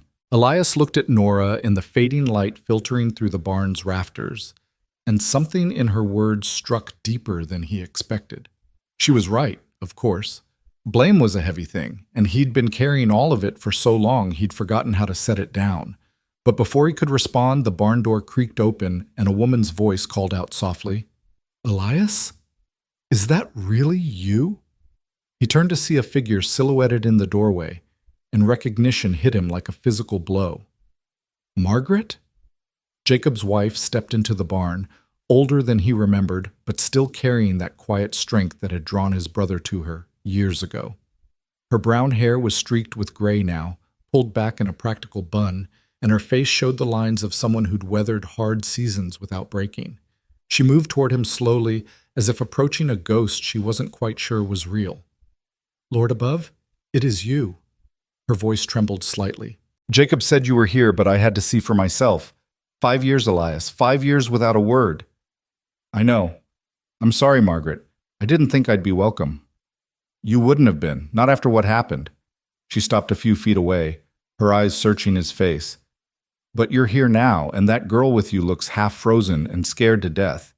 Jacob can nurse his anger if he wants, but I won't have guests sleeping in a barn like animals. Come to the house. I've got stew on the stove and warm beds that are going to waste. Jacob says a lot of things when he's angry. I'm saying come eat dinner with us. Let him stew about it over his own plate. Margaret's expression softened as she looked at Nora. What's your name, dear? Nora Hale, ma'am. Well, Nora Hale, you look like you've been through hell and back. Come on inside where it's warm. We can sort out the rest later. She turned back to Elias. And you, wash up before you come to my table. You look like you've been sleeping in ditches. Yes, ma'am, Elias said, a ghost of a smile touching his lips. Margaret had always been the practical one, cutting through tension with direct action. It was one of the things he'd liked best about his sister-in-law. They followed her to the house, where warm lamplight spilled from the windows, and the smell of cooking food made Elias's stomach clench with hunger. Inside, the ranch house was exactly as he remembered, rough-hewn furniture built to last, a stone fireplace dominating one wall, shelves lined with books Margaret insisted on keeping despite Jacob's protests that ranchers had no use for poetry. It felt like stepping back in time, into a version of his life that had died the day he rode away. Jacob sat at the head of the table, his face darkening when he saw them enter. Margaret, don't start, his wife said firmly. They're eating with us, and that's final. You want to throw your brother out after, that's your business. But nobody leaves my house hungry, blood or not. For a moment, the tension hung thick enough to choke on. Then Jacob pushed back from the table with a scrape of wood on wood and stalked toward the door. I'll be in the barn checking on the mare. She's due to foal any day. The door slammed behind him, and Margaret sighed. Don't mind him. His bark's worse than his bite. Always has been. Sit down, both of you. I'll get bowls. The stew was rich and hearty, thick with beef and vegetables that tasted like heaven after days of hardtack and dried meat. Nora ate with careful control, as if afraid to show how desperately hungry she was. But Elias saw her hands trembling around the spoon. Margaret noticed too, her expression turning maternal in that way women had when faced with someone in need of care. When did you last have a proper meal? Margaret asked gently. I don't remember, Nora admitted. Everything's been complicated. I can imagine. Margaret refilled her bowl without asking. Elias's telegram mentioned you were in trouble. Silas Croft trouble, from what I overheard. You know him? Know of him. He's been buying up land north of here, pushing out the smaller ranchers. Ruthless man, from all accounts. Margaret's eyes sharpened. You were promised to him. Sold to him, more accurately, by the pastor who raised me after my parents died. Nora's voice stayed steady, but Elias could hear the brittleness underneath. I ran rather than go through with it. Margaret was quiet for a moment, her expression unreadable. Then she reached across the table and squeezed Nora's hand. Good for you. Any man who has to buy a wife isn't worth having. You did the brave thing, running. Don't let anyone tell you different. Tears sprang to Nora's eyes, and she blinked them back furiously. Thank you. They finished dinner in relative quiet, the tension easing incrementally as Margaret kept up a steady stream of gentle conversation. She told them about the ranch, about the harsh winter they'd been having, about the new foal that was due any day. She didn't mention Sarah, didn't bring up the past, just offered the gift of normalcy for a brief moment. When the meal was finished, Margaret showed Nora to a small guest room at the back of the house. There's a wash basin with warm water, clean clothes in the chest if you want to change. Get some rest. Tomorrow's troubles can wait until tomorrow. Nora looked back at Elias uncertainly, as if afraid to let him out of her sight. He gave her a small nod of reassurance. Go on. I'll be here. After she'd gone, Margaret turned to Elias with an expression that was equal parts sympathy and exasperation. What have you gotten yourself into this time? Long story.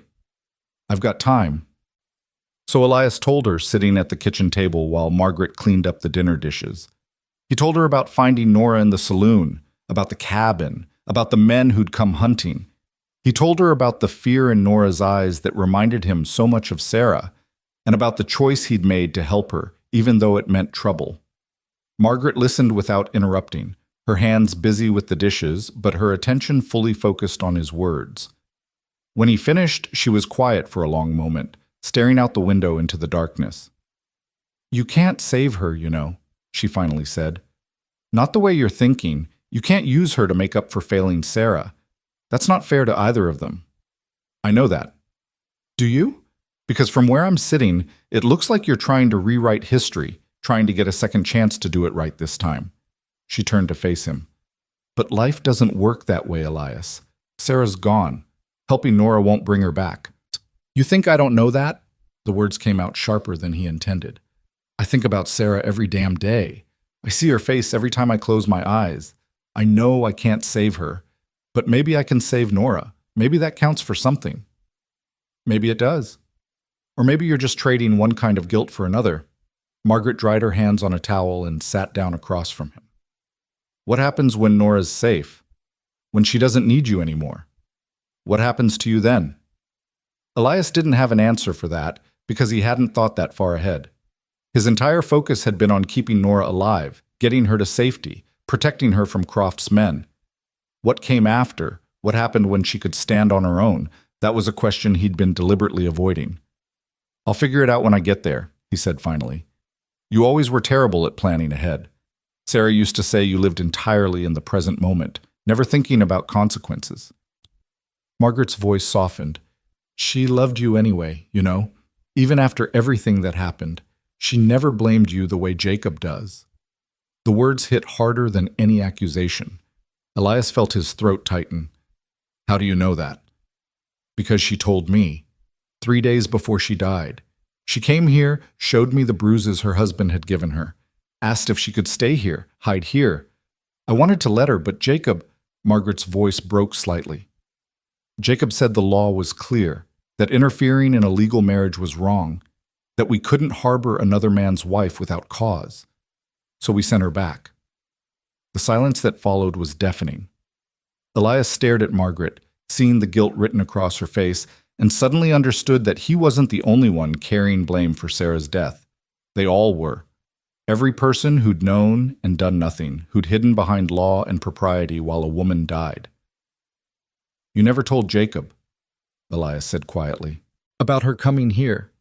No, he knows she visited, but not why. He thinks she just came for tea. Margaret wiped at her eyes. I've carried that secret for 5 years, carried the knowledge that I could have saved her and chose not to.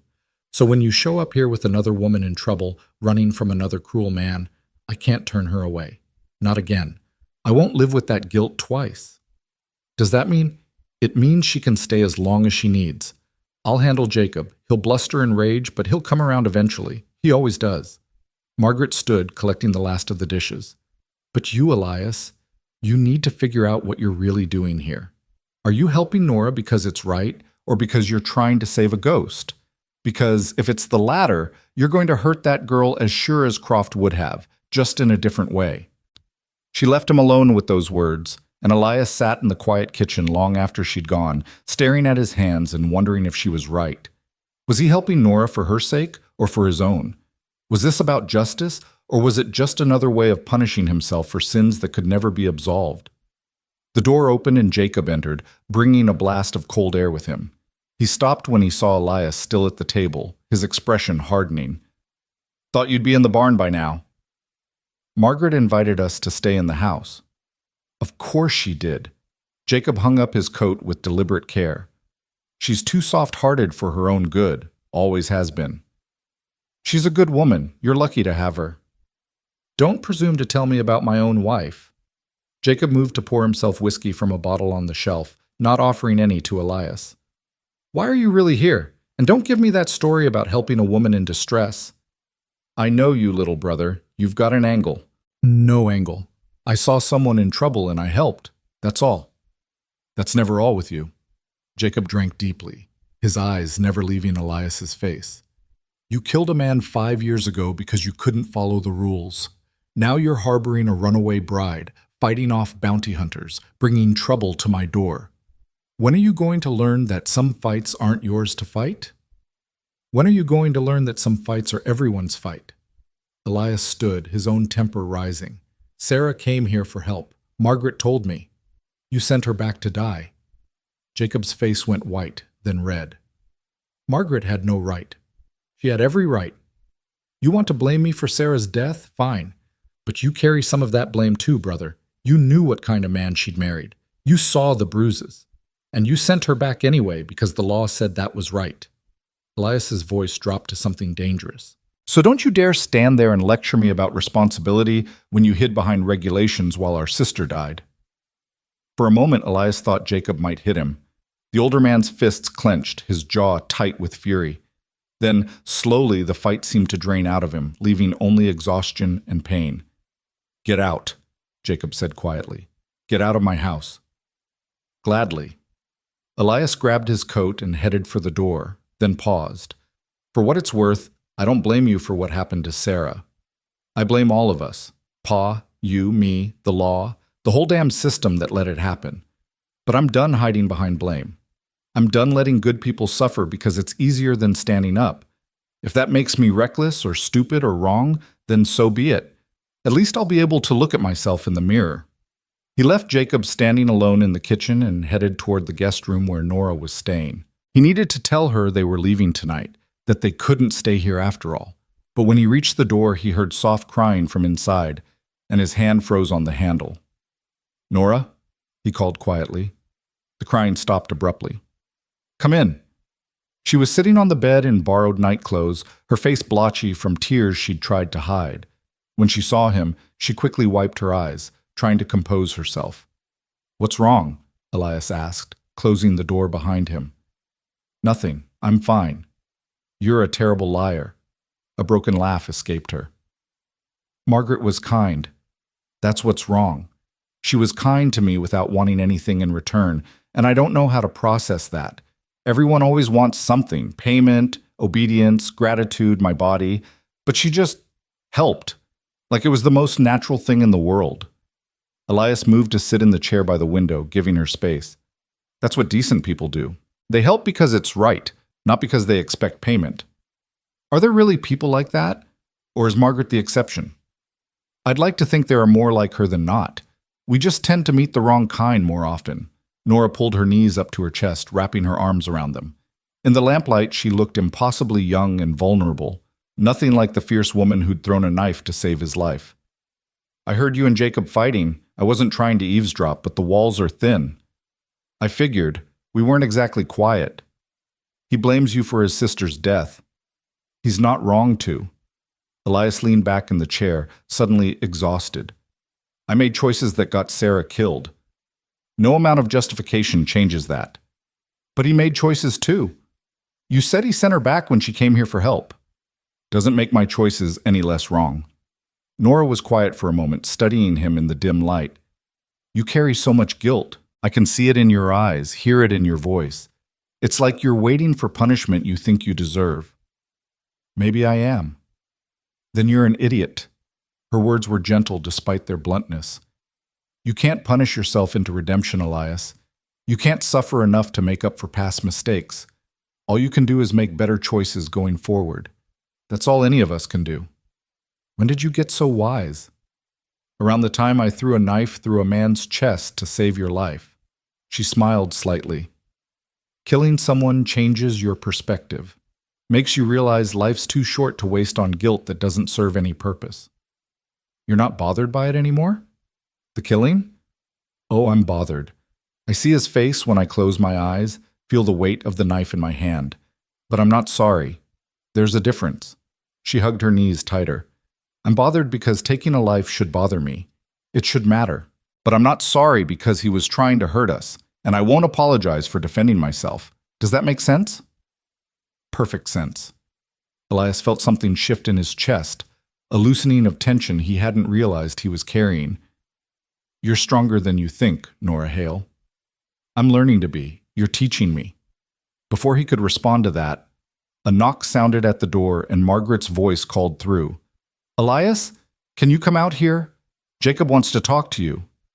Elias exchanged a glance with Nora, then stood. I'll be back. Lock this door behind me and don't open it unless you hear my voice. Understand? You think something's wrong? I think I've learned not to take chances. He found Jacob and Margaret in the kitchen, and the tension between them suggested they'd been arguing. Jacob's face was set in hard lines, but there was something in his eyes that hadn't been there before. Maybe regret. Maybe just exhaustion. Margaret tells me I'm being an ass, Jacob said, without preamble. You usually are when you're angry, Elias replied carefully. She also tells me Sarah came here before she died, that you knew, and I didn't. Jacob's voice was tight with controlled emotion. That true? Elias looked at Margaret, who nodded slightly. It's true. She asked to stay. We said no because the law... Because I said no, Jacob interrupted. Because I was too concerned with doing things by the book, too worried about what people would think if we harbored a married woman without her husband's permission. I sent her back to die, and I've spent 5 years blaming you for it instead of looking at my own part in it. The admission seemed to cost him, and Elias felt his anger drain away, leaving only the shared grief that had always been underneath. They were both guilty, both complicit, both carrying scars from choices that couldn't be unmade. We all failed her, Elias said quietly. You, me, Pa, the law, plenty of blame to go around. Margaret said something similar. Jacob poured 2 glasses of whiskey this time, sliding one across to Elias. She also said, I'm a stubborn fool if I let old anger drive you away when you're trying to do right by someone else. That this time we have a chance to do better. Do we? Maybe. If we stop blaming each other long enough to work together. Jacob picked up his glass but didn't drink yet. Your girl, Nora, she reminds me of Sarah. Same fire underneath the fear. Same refusal to just accept what life hands her. If Croft gets her back, he won't. I won't let that happen. How? You planning to fight every man he sends until one of them gets lucky? That's not a plan, that's a death wish. Jacob finally drank, grimacing at the burn. But if you had help, had resources, had somewhere safe to keep her while we figured out a real solution, that might work. Elias stared at his brother, hardly daring to hope. You're saying you'll help? I'm saying Margaret will kill me if I don't, and I'm more scared of her than I am of Silas Croft. A ghost of a smile touched Jacob's lips. Besides, you're right about one thing. I did send Sarah back when I should have protected her. I won't make that mistake twice. Your Nora can stay here as long as she needs. We'll figure out how to keep her safe from Croft together. She's not my Nora, Elias said automatically, but even as the words left his mouth, he wondered if they were true. When had she become something more than just a woman he was helping? When had her safety become personal rather than just a matter of principle? Margaret smiled knowingly, but said nothing. Jacob raised his glass in a rough salute. To second chances, then, and to doing better this time. They drank, and for the first time in 5 years, Elias felt like maybe, just maybe, he and his brother could find their way back to something like family. The next morning brought disaster. Elias woke to the sound of wind howling with a ferocity that made the cabin walls shake. He stumbled to the window and his heart sank. A blizzard had moved in overnight, turning the world into a whiteout of driving snow and screaming wind. Visibility was maybe 10 feet, if that. Nothing was moving out in that storm, which meant they were trapped here until it passed. Which also meant if Croft's men were nearby, they were trapped here too. The thought sent ice down Elias's spine that had nothing to do with the temperature. He found Jacob in the kitchen, staring out the window with a grim expression. How bad? Elias asked.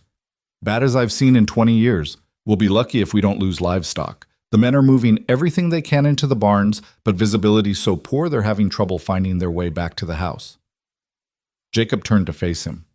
We're stuck here for at least 2 days, maybe 3. Hope you and your girl are comfortable. We'll manage. Elias poured himself coffee, his mind already working through contingencies. What about security? Can your men watch the approaches? In this? Can't see more than a few feet. Anyone could walk right up to the house, and we wouldn't know until they knocked on the door. Jacob's expression darkened. You thinking Croft's men might come? I'm thinking they're not going to stop just because of weather. If they tracked us this far, then we're sitting ducks until this storm breaks. Jacob cursed under his breath. All right, I'll post men at the doors, keep rifles ready. But if they come in force, we're in trouble. This house wasn't built to withstand a siege. Nora emerged from the guest room looking pale and worried. I heard the wind. How bad is it? Bad enough that we're trapped here for a few days, Elias told her. But we'll be all right. Jacob's posting guards. Because of me. Because Croft's men might come. Her voice was small. Maybe I should just go. Turn myself in. Stop putting everyone else in danger. Absolutely not, Margaret said firmly, emerging from the bedroom she shared with Jacob. That's fear talking, not sense. You go out in that storm, you'll freeze to death in an hour. And even if you didn't, turning yourself over to those men would be the same as signing your own death warrant. You stay put and let the menfolk do the worrying. Despite everything, Nora smiled slightly. The menfolk? Well, someone has to. Lord knows they enjoy it so much. Margaret moved to start breakfast, her movements brisk and practical. Now, everyone sit down and eat. Can't face trouble on an empty stomach. The day passed in tense waiting.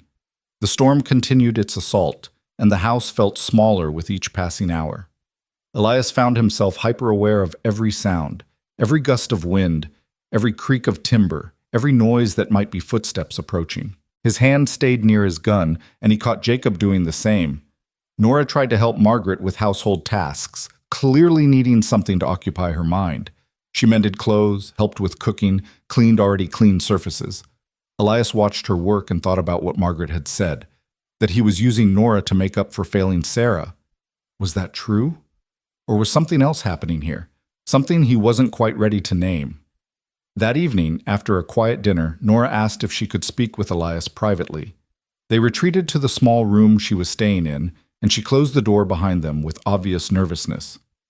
What is it? Elias asked. I've been thinking about what happens after this. After we get away from Croft. After I'm safe.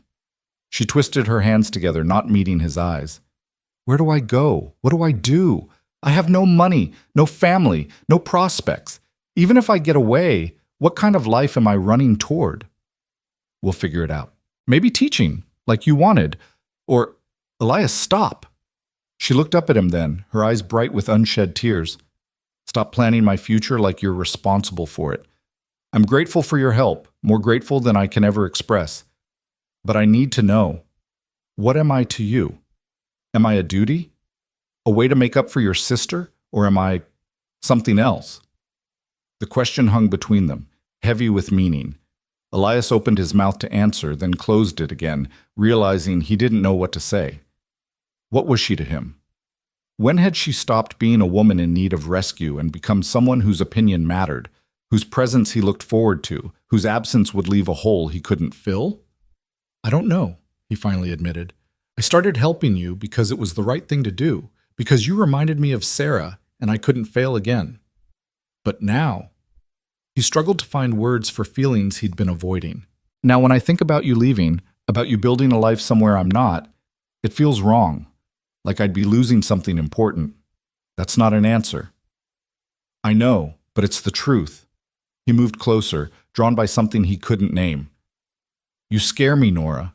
Not because of the danger you bring, but because you make me feel things I thought died with my sister. Hope, purpose. The possibility that maybe I'm not just a broken man with a gun, that maybe I could be something more. Nora's breath caught. Elias, I can't promise you anything. I'm still figuring out how to live with myself, still carrying guilt that won't quit. But I know that when you're near, the weight feels lighter. When you smile, I remember what it felt like before everything went wrong. And when I think about you going somewhere I can't follow, it hurts in a way I don't have words for. That sounds like more than duty, she whispered. It is more than duty. It's... He reached out and gently tucked a strand of hair behind her ear, the touch careful and questioning. It's whatever this is between us. This thing I don't know how to name. Nora leaned into his touch, her eyes closing briefly. When she opened them again, they held a determination that made his breath catch. I don't want to be a virgin tonight. The words were so unexpected, so direct, that Elias actually took a step back. What? You heard me. Her voice trembled but didn't break. I'm 23 years old. I was sold to a man I didn't choose, run from a marriage I didn't want, hunted like an animal. I've killed to stay alive. And through all of it, this one thing, my virginity, has been treated like it's the most valuable thing about me, like it's what makes me worth protecting or worth buying or worth anything. Nor you don't have to. I know I don't have to. That's the point. She moved closer to him, her chin lifted in that familiar, defiant gesture. Every other man has treated my body like their property, something to be bought or taken or protected for their own purposes. But you've never once made me feel like you wanted that from me. You've given me choices, respected my boundaries, seen me as a person first. So I'm choosing. For the first time in my life, I'm choosing what happens to my body. And I'm choosing you. Elias felt torn between desire and responsibility, between what he wanted and what he thought was right. You're scared. This is the fear talking, trying to take control of something in a situation where you have no control. Maybe it is. Or maybe it's me finally realizing that if I'm going to give this to someone, it should be on my terms, with someone who sees me as more than just a transaction. Her eyes searched his face.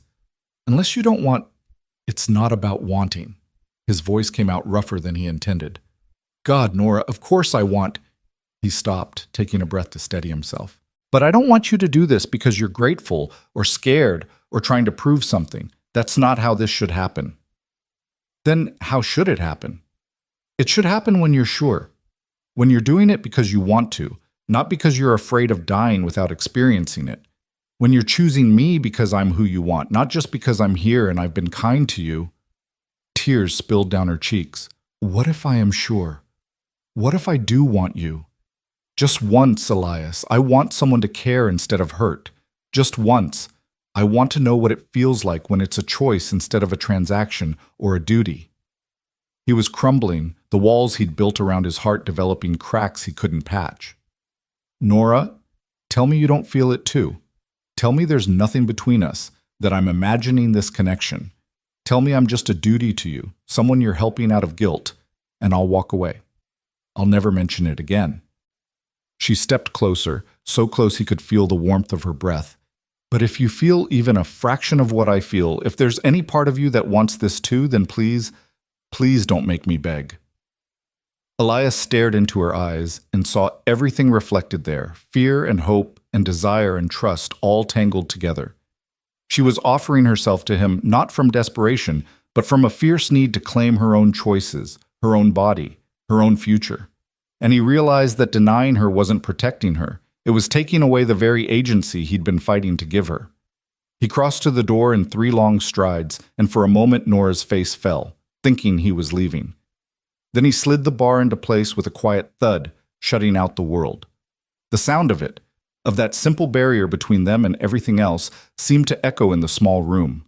When he turned back to her, his eyes held a question. "Are you sure?" "I've never been more sure of anything in my life." He moved toward her slowly, giving her time to change her mind, time to pull away. But she didn't retreat. Instead, she reached up and touched his face with trembling fingers, tracing the line of his jaw, the scar above his eyebrow, memorizing him with her touch. "I'm not good at this," Elias said quietly. "At gentleness, at knowing what to say or do. But I promise you this. I will never hurt you, not intentionally, not ever. I know. That's why I chose you." Their first kiss was tentative, questioning, a conversation without words, asking and asking again. Then it deepened into something fierce and necessary.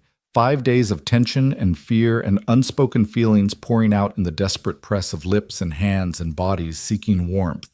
Elias was careful, so careful, his hands mapping her body with reverent attention, asking permission with every touch. And Nora answered with touches of her own, exploring the hard planes of his chest, the scars that told stories of violence survived, the proof that he was real and solid and here. They moved to the bed, shedding clothes between kisses, and when they finally came together, it was slow and tender and raw. Not the violent taking she'd been conditioned to expect, but a mutual giving that felt like healing. There was some pain, inevitable and brief, but Elias gentled her through it with whispered reassurances and patient stillness until the pain faded and pleasure bloomed in its place. Afterward, they lay tangled together under the quilts, listening to the storm rage outside while their breathing slowly returned to normal. Nora's head rested on his chest, and she could hear his heartbeat strong and steady beneath her ear. "Thank you," she whispered. "For what?" "For seeing me, for giving me this choice, for being gentle when you could have just taken." She tilted her head to look up at him. "For caring." Elias pulled her closer, his arms a shield against everything that waited beyond this moment. "I do care. More than I should, probably. More than is smart. Is that a problem?" "It complicates things. Makes me vulnerable in ways I haven't been since Sarah died." He was quiet for a moment, then added, "But I think maybe I needed to be vulnerable again. Needed to remember what it felt like to care about someone's happiness more than my own guilt." They drifted into sleep wrapped around each other, and for the first time in years, Elias didn't dream about Sarah's funeral. Instead, he dreamed of spring, of new beginnings, of a future that might hold more than just running and violence and regret. When dawn came, it brought silence. The storm had finally broken, leaving the world buried under feet of fresh snow, but clear and calm. Elias woke first, careful not to disturb Nora, and went to the window. The sun was rising, painting the snow in shades of gold and pink, and for a moment everything felt possible. Then he saw them. 3 riders emerging from the tree line, moving slowly through the deep snow toward the ranch house. Even at a distance, Elias could see the rifles across their saddles, the deliberate way they approached. More of Croft's men come to finish what the first group had started. The moment of peace shattered like ice under a hammer. Elias turned to wake Nora, his hand already reaching for his gun, and felt the weight of what was coming settle onto his shoulders like a physical thing. They'd had one night of grace, one moment of choosing love over fear. Now reality was here to collect its due, And Elias Ward would have to decide how far he was willing to go to protect the woman he was beginning to realize he couldn't live without. The riders were maybe 200 yards out when Elias's hand found Nora's shoulder, gentle but urgent. She woke instantly, her body tensing with the awareness of someone who'd learned to sleep lightly, always ready for danger. "Get dressed," he said quietly. "We've got company." She was up and moving before he finished the sentence, pulling on clothes with practiced efficiency while Elias checked his rifle and pistol. The intimacy of the night before seemed like a dream now, something soft and fragile that couldn't survive in the harsh light of morning. But when their eyes met across the small room, something passed between them, a wordless acknowledgement that whatever they'd started last night was worth fighting for. Jacob was already in the main room when they emerged, his own rifle in hand, his face grim. "Saw them from the bedroom window. 3 riders, all armed. They're not trying to hide it either."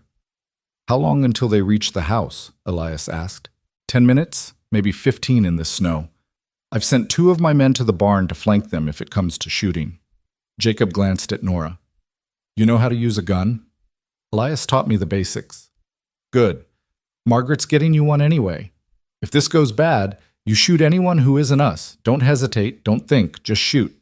He turned back to Elias. "They'll probably want to talk first. Croft's not stupid. He won't want to start a range war if he can avoid it.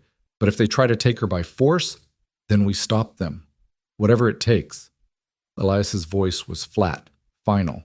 He'd already made his choice about how far he was willing to go, and it was all the way. "You don't have to risk your men for this, Jacob. This is my fight." "The hell it is. Those bastards came onto Ward land with guns. That makes it my fight too." Jacob worked the lever on his rifle, chambering around. "Besides, I already failed one woman who needed help. I won't do it again." Margaret appeared with a shotgun for Nora and another rifle for herself. "I can shoot as well as any man here, so don't even think about telling me to hide in the back room." "Wouldn't dream of it," Jacob said, and despite the tension, there was affection in his voice. "Just stay behind cover and don't take chances." They positioned themselves strategically, Jacob and Elias at the front windows, Margaret and Nora at the sides where they could provide covering fire if needed. The 2 ranch hands were invisible in the barn, but Elias knew they'd be watching, waiting for his signal. The riders approached slowly, their horses struggling through snow that came up to their chests. They stopped about 50 yards from the house, close enough to talk, but far enough to make accurate shooting difficult. The man in the center was big, broad-shouldered, with a beard that couldn't hide the cruel set of his mouth. His companions flanked him on either side, younger men with the nervous energy of those spoiling for a fight. "Jacob Ward," the bearded man called out, "we're here on behalf of Silas Croft. We don't want trouble with you, but we've got business that needs settling." Jacob stepped out onto the porch, his rifle held casual but ready. Elias stayed inside, positioned where he could shoot through the window if necessary. "You're on my land, McCready. That gives me the right to ask your business." So Jacob knew this man. Elias filed that information away, watching the way McCready sat his horse. Confident, arrogant, the bearing of someone used to getting his way through intimidation. "You know my business. You're harboring Nora Hale, property of Mr. Croft by legal contract. We're here to collect her and bring her home." McCready's voice carried clearly across the snow. "Now we can do this peaceful-like, or we can do it hard. Your choice." "She's not property, and she's not going anywhere." Jacob's voice was steady, unbending as iron. "Croft's got no legal claim here. The woman ran from an arrangement she didn't consent to. That makes her a free person under territorial law. That's not how Mr. Croft sees it. He paid good money for her. Then he wasted his money. You can ride back and tell him that. Or you can try to take her by force and see how that works out for you." Jacob shifted his stance slightly, and suddenly there were rifles visible in the barn windows behind McCready and his men. "But I should warn you, you're surrounded, outgunned, and on my land. The only way this ends well for you is if you turn around and ride away." McCready's face darkened with anger, but he wasn't stupid enough to miss the tactical situation he'd walked into. "This isn't over, Ward. Croft's got reach you can't imagine. He's got judges, lawmen, politicians. He'll come at you legal-like, and you won't have a leg to stand on." "I'll let him try. Now get off my property before I have my men shoot your horses out from under you." For a long moment, McCready didn't move, his hand resting near his gun, clearly calculating whether he could take the shot before Jacob's men cut him down. Then slowly, he turned his horse and gestured to his companions. "This isn't finished. You're protecting a criminal, Ward. That makes you complicit. I can live with that. Question is, can you live with riding back to Croft empty-handed again?" The threat hung in the air like smoke.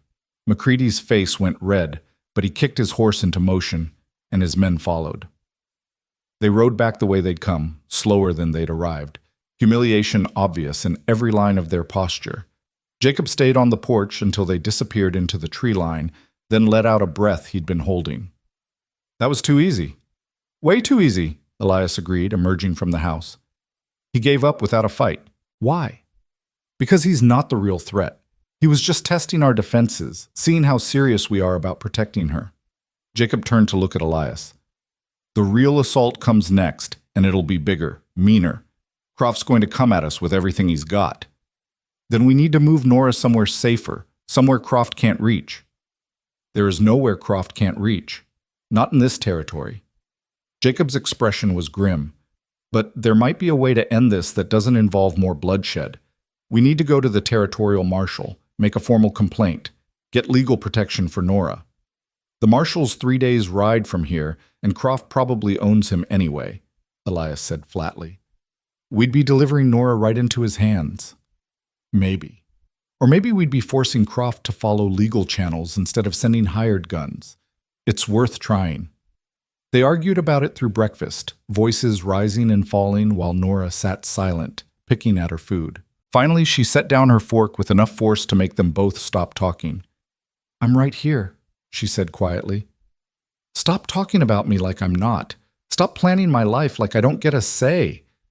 "We're trying to keep you safe," Elias said. "By doing what? Running forever? Fighting every man Croft sends until one of you dies?" Her voice shook with emotion. "I won't live like that. I won't be responsible for good people dying because I dared to say no to a man who thinks he owns me." "So what do you want to do?" Jacob asked. Nora took a deep breath, and when she spoke, her voice was steady. "I want to face him. I want to go to Copper Falls, stand in front of Silas Croft, and tell him to his face that I'm not his property.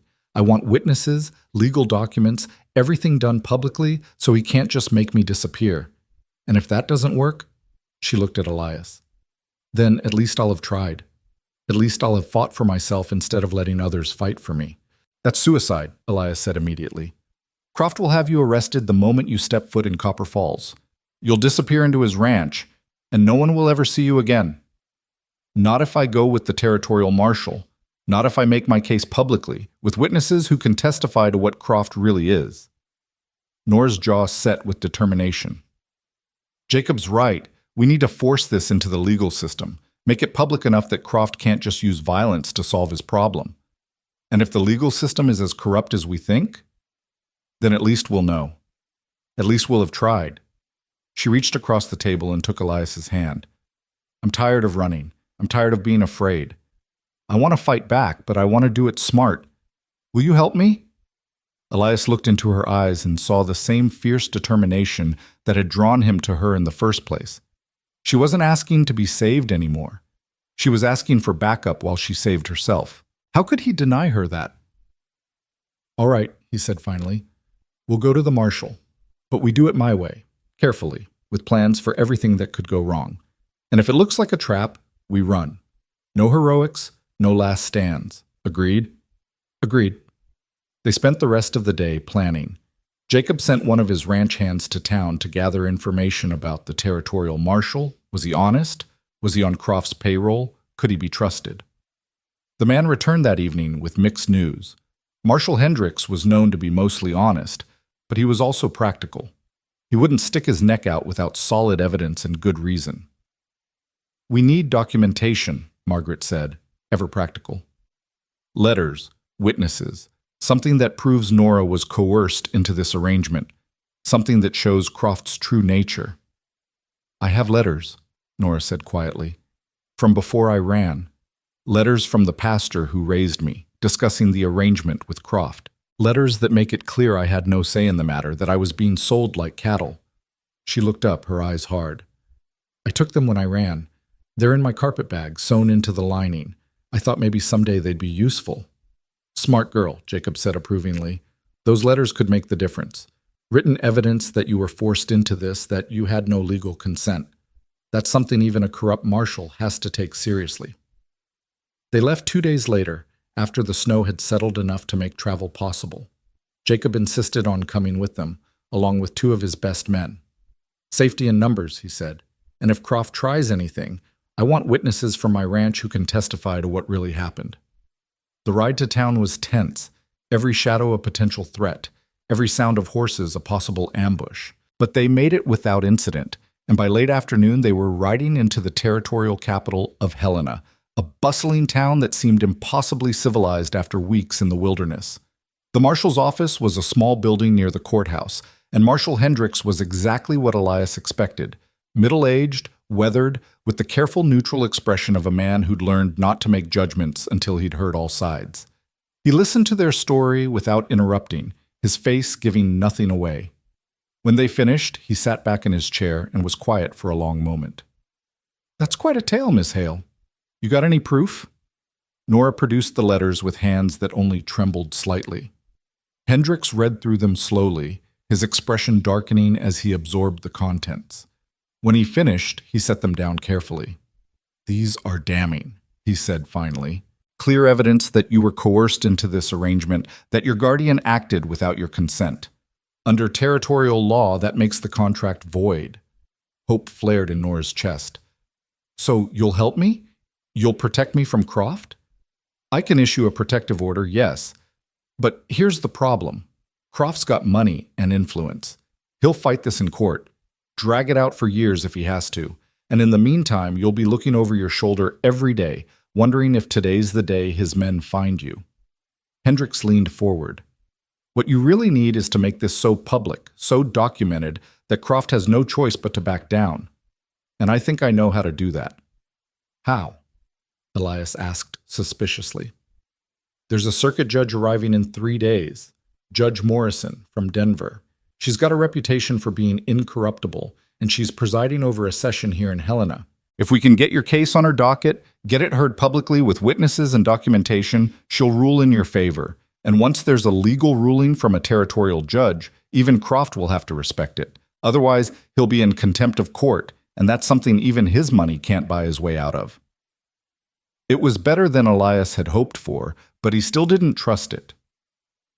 And in those 3 days, while we're waiting for this judge, what's to stop Croft from taking Nora by force?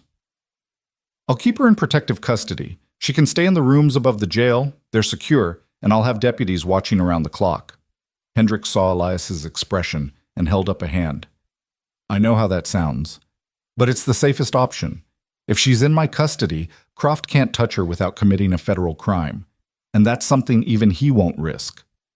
Nora looked at Elias, silently asking his opinion. He wanted to say no, wanted to grab her and run and keep running until Croft couldn't find them. But he also knew she was right. Running wasn't living.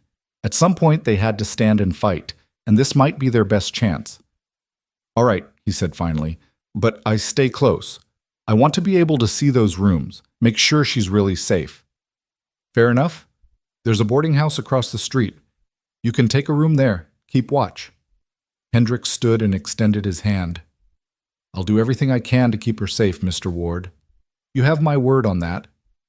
They shook hands, but Elias didn't let go immediately. If anything happens to her, if Croft gets to her while she's in your custody, I will hold you personally responsible, and I don't mean legally. Hendricks met his eyes without flinching. Understood, but nothing's going to happen to her, not on my watch. The rooms above the jail were sparse but clean, with a window that looked out over the main street and a solid door with a lock. Nora explored them with a mixture of relief and apprehension, while Elias checked every possible entry point, every angle of attack. It's safe, he finally admitted. About as safe as we're going to get. Then why do you look like you're attending a funeral? Because I don't like leaving you here. Don't like not being able to protect you myself. Nora moved close to him, close enough that he could smell the soap she'd used that morning, could see the flecks of gold in her brown eyes. You've protected me every day since we met. But this isn't something you can shoot your way out of. This is something I have to do myself, stand up in front of a judge and claim my own freedom. You've given me the strength to do that. Now trust me to see it through." "I do trust you. It's everyone else I don't trust." She smiled and kissed him, quick and fierce. 3 days. We can survive 3 days. And then this will be over, and we can figure out what comes next. What do you want to come next?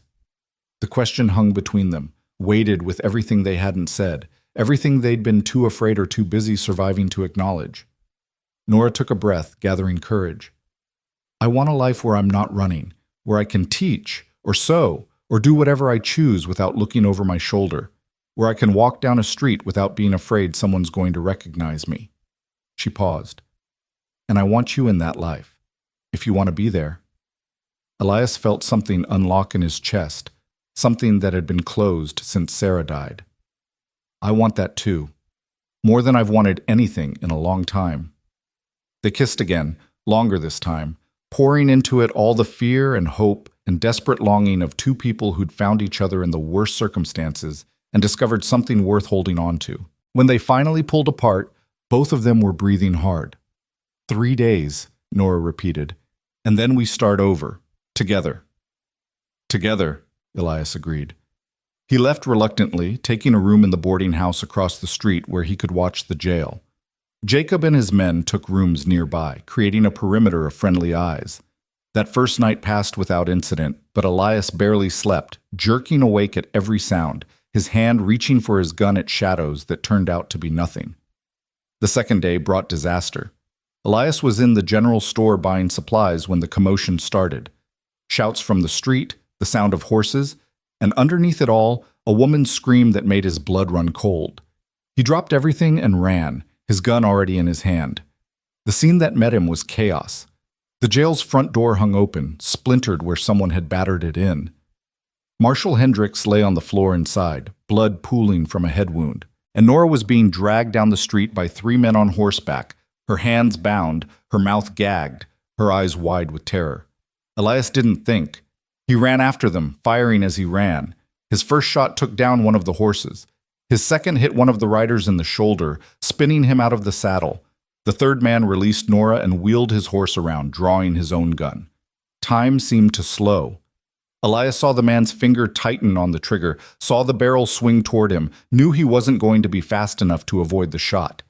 Then there was an explosion of sound from behind him, and the rider jerked backward, a bloom of red spreading across his chest. Elias spun to see Jacob standing in the street, rifle still raised, smoke curling from the barrel. "I've got your back, little brother. Get the girl." Nora had scrambled to her feet and was running toward them, her bound hands making her awkward. Elias caught her, cutting through the ropes with his knife, pulling the gag from her mouth.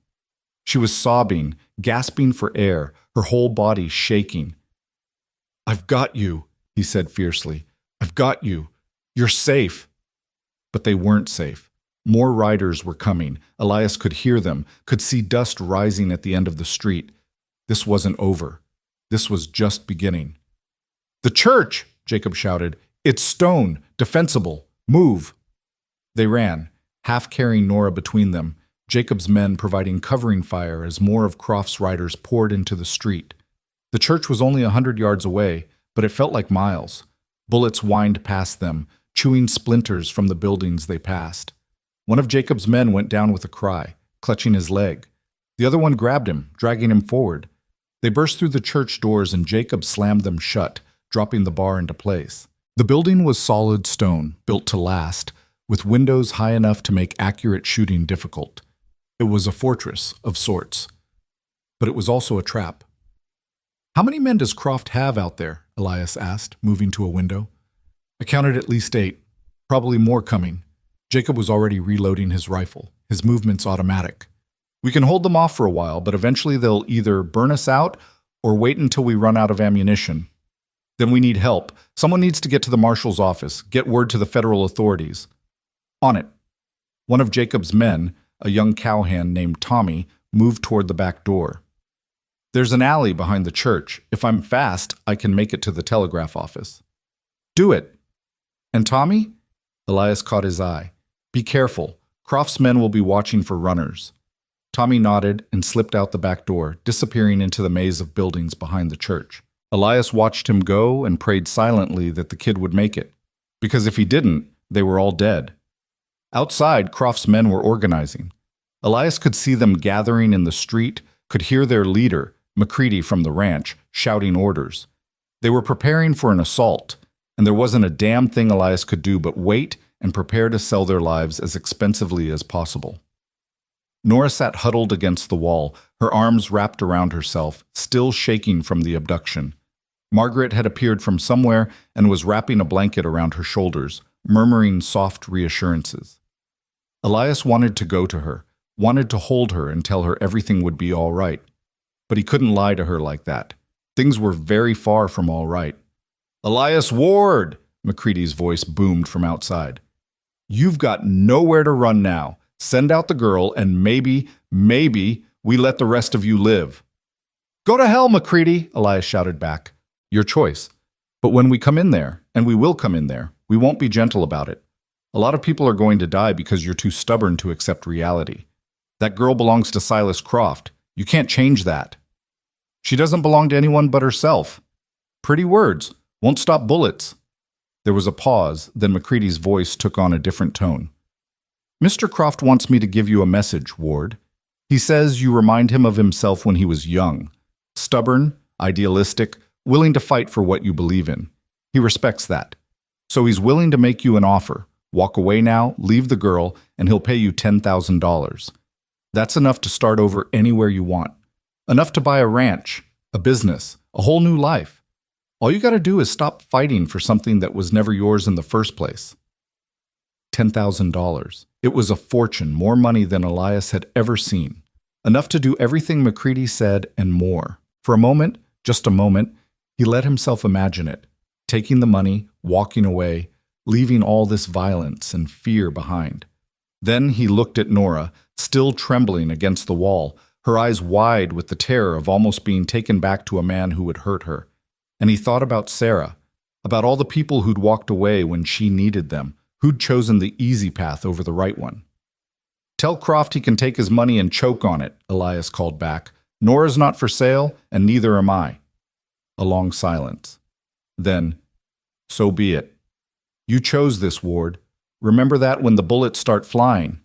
The first assault came 10 minutes later. 6 men rushed the church doors, trying to batter them down with a log they'd found. Elias and Jacob fired through the windows, dropping 2 of them before the others fell back. The wounded men were dragged away by their companions, leaving trails of blood in the snow. "They're testing our defenses," Jacob said grimly. "Next time, they'll come harder." He was right. The second assault was more coordinated. Men attacking from multiple directions, providing covering fire for each other. Elias shot until his rifle was empty, then switched to his pistol. The air filled with gun smoke and the thunder of weapons firing. One of the church windows shattered, spraying glass across the interior. Then, suddenly, it stopped. The shooting ceased and an eerie quiet descended. Elias risked a look outside and saw why. Marshal Hendricks was staggering down the street, one hand pressed to his bleeding head, the other holding a shotgun. Behind him came a dozen men, all armed, all wearing deputy badges. "This ends now, McCready," Hendricks shouted, his voice weak but determined. "You and your men are under arrest for assault, kidnapping, and attempted murder. Drop your weapons." McCready's response was to raise his rifle. "We're acting on behalf of Silas Croft, and we have every legal right to—" "You have no rights here. That girl is under court protection, and you just violated a federal order." Hendricks raised his shotgun. "I said drop your weapons." For a moment, it could have gone either way. The 2 groups faced each other in the snowy street, fingers on triggers, each waiting for the other to make a move. Then, from somewhere in the back of Croft's group, someone broke and ran. That was all it took. The others scattered like birds, mounting their horses and fleeing in all directions. Only McCready held his ground, his face twisted with rage and humiliation. "This isn't over," he snarled. "Croft will have his due. One way or another." "Maybe so. But today, you lost." Hendricks gestured with his shotgun. "Now get out of my town before I arrest you for the coward you are." McCready spat in the snow, then climbed onto his horse and rode away slowly, his back rigid with fury. The deputies moved forward to secure the scene, and Hendricks stumbled toward the church. Jacob met him at the door, helping him inside. "You all right, Marshal?" "Been better. They caught me by surprise, knocked me out cold. When I came to, they were already dragging Miss Hale away." He looked at Nora with genuine regret. "I'm sorry. I promised to keep you safe, and I failed." "You came back," Nora said quietly. "You could have stayed down, let them take me. But you got up, and you came back. That's more than most people would have done." Hendricks nodded, then turned to Elias. "I sent Tommy to the telegraph office before all this started. He got word to Judge Morrison about what happened. She's coming early, arriving tomorrow instead of next week. She wants to hear your case immediately, with full federal authority." He managed a pained smile. "Looks like Croft just gave us everything we need to bury him." His men assaulted a federal marshal and violated a court order in front of dozens of witnesses. That's going to be hard to explain away. Relief flooded through Elias so intensely it made his knees weak. They'd survived. Against all odds, they'd survived. He looked at Nora and saw the same realization dawning on her face. This nightmare might actually have an end. "Thank you," Elias said to Hendricks, "for coming back, for not giving up. Just doing my job. Though I'll admit there was a moment when I was lying on that floor, bleeding, when I thought about just staying down. Then I thought about that girl's face when they dragged her away. And I remembered why I took this badge in the first place."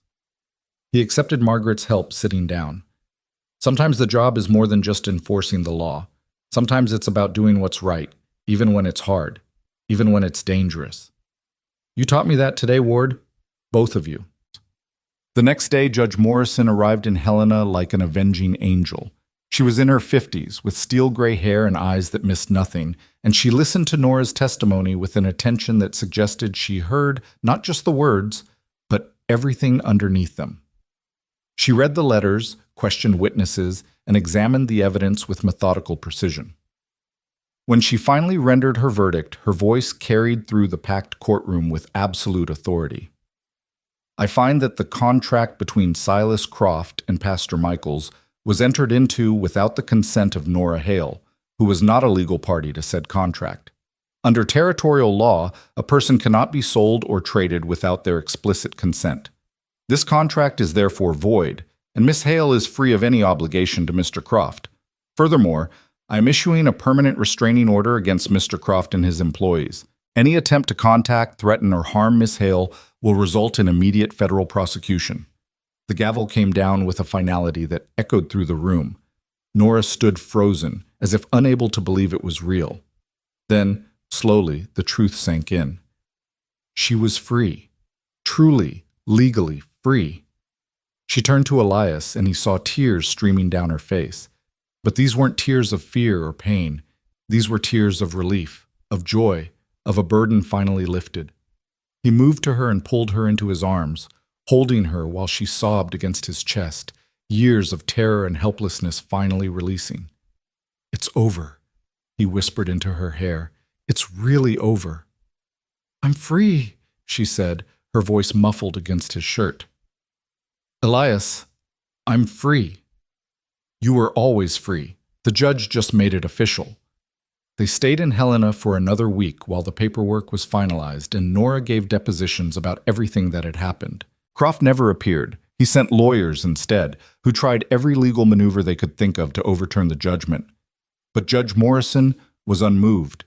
And eventually, even Croft's lawyers had to admit defeat. On their last night in Helena, Elias and Nora stood on the balcony of their boarding house room, looking out over the town. Snow was falling again, soft and gentle, covering everything in a blanket of white that felt less like winter and more like a fresh start. "What do we do now?" Nora asked. "Where do we go?" "Anywhere you want. World's open to you now." She was quiet for a moment, then turned to look at him. "I want to go back to Jacob's ranch, help Margaret with teaching the ranch children. Build something real, something that matters. And I want you there with me. Not as my protector or my savior, but as my partner. As someone who chooses to be there because he wants to be, not because he has to be." Elias felt his throat tighten with emotion. "You sure?" "I'm not an easy man, Nora. I've got ghosts that won't quit and guilt that may never fully go away. I know. I've got my own ghosts too. We can carry them together. She took his hand, lacing her fingers through his. You gave me my freedom. Let me give you something in return. A future. A life that's more than just running and fighting and trying to make up for the past. A life where we choose each other every day, not out of obligation or guilt, but because we want to. I want that, Elias said, and realized as he said it that it was the truest thing he'd spoken in years. I want that more than anything. They kissed as the snow fell around them, two broken people who'd found each other in the darkness and discovered that maybe, just maybe, broken things could heal if given enough time and care and love. The past couldn't be changed. Sarah would always be dead, and that guilt would always be part of him.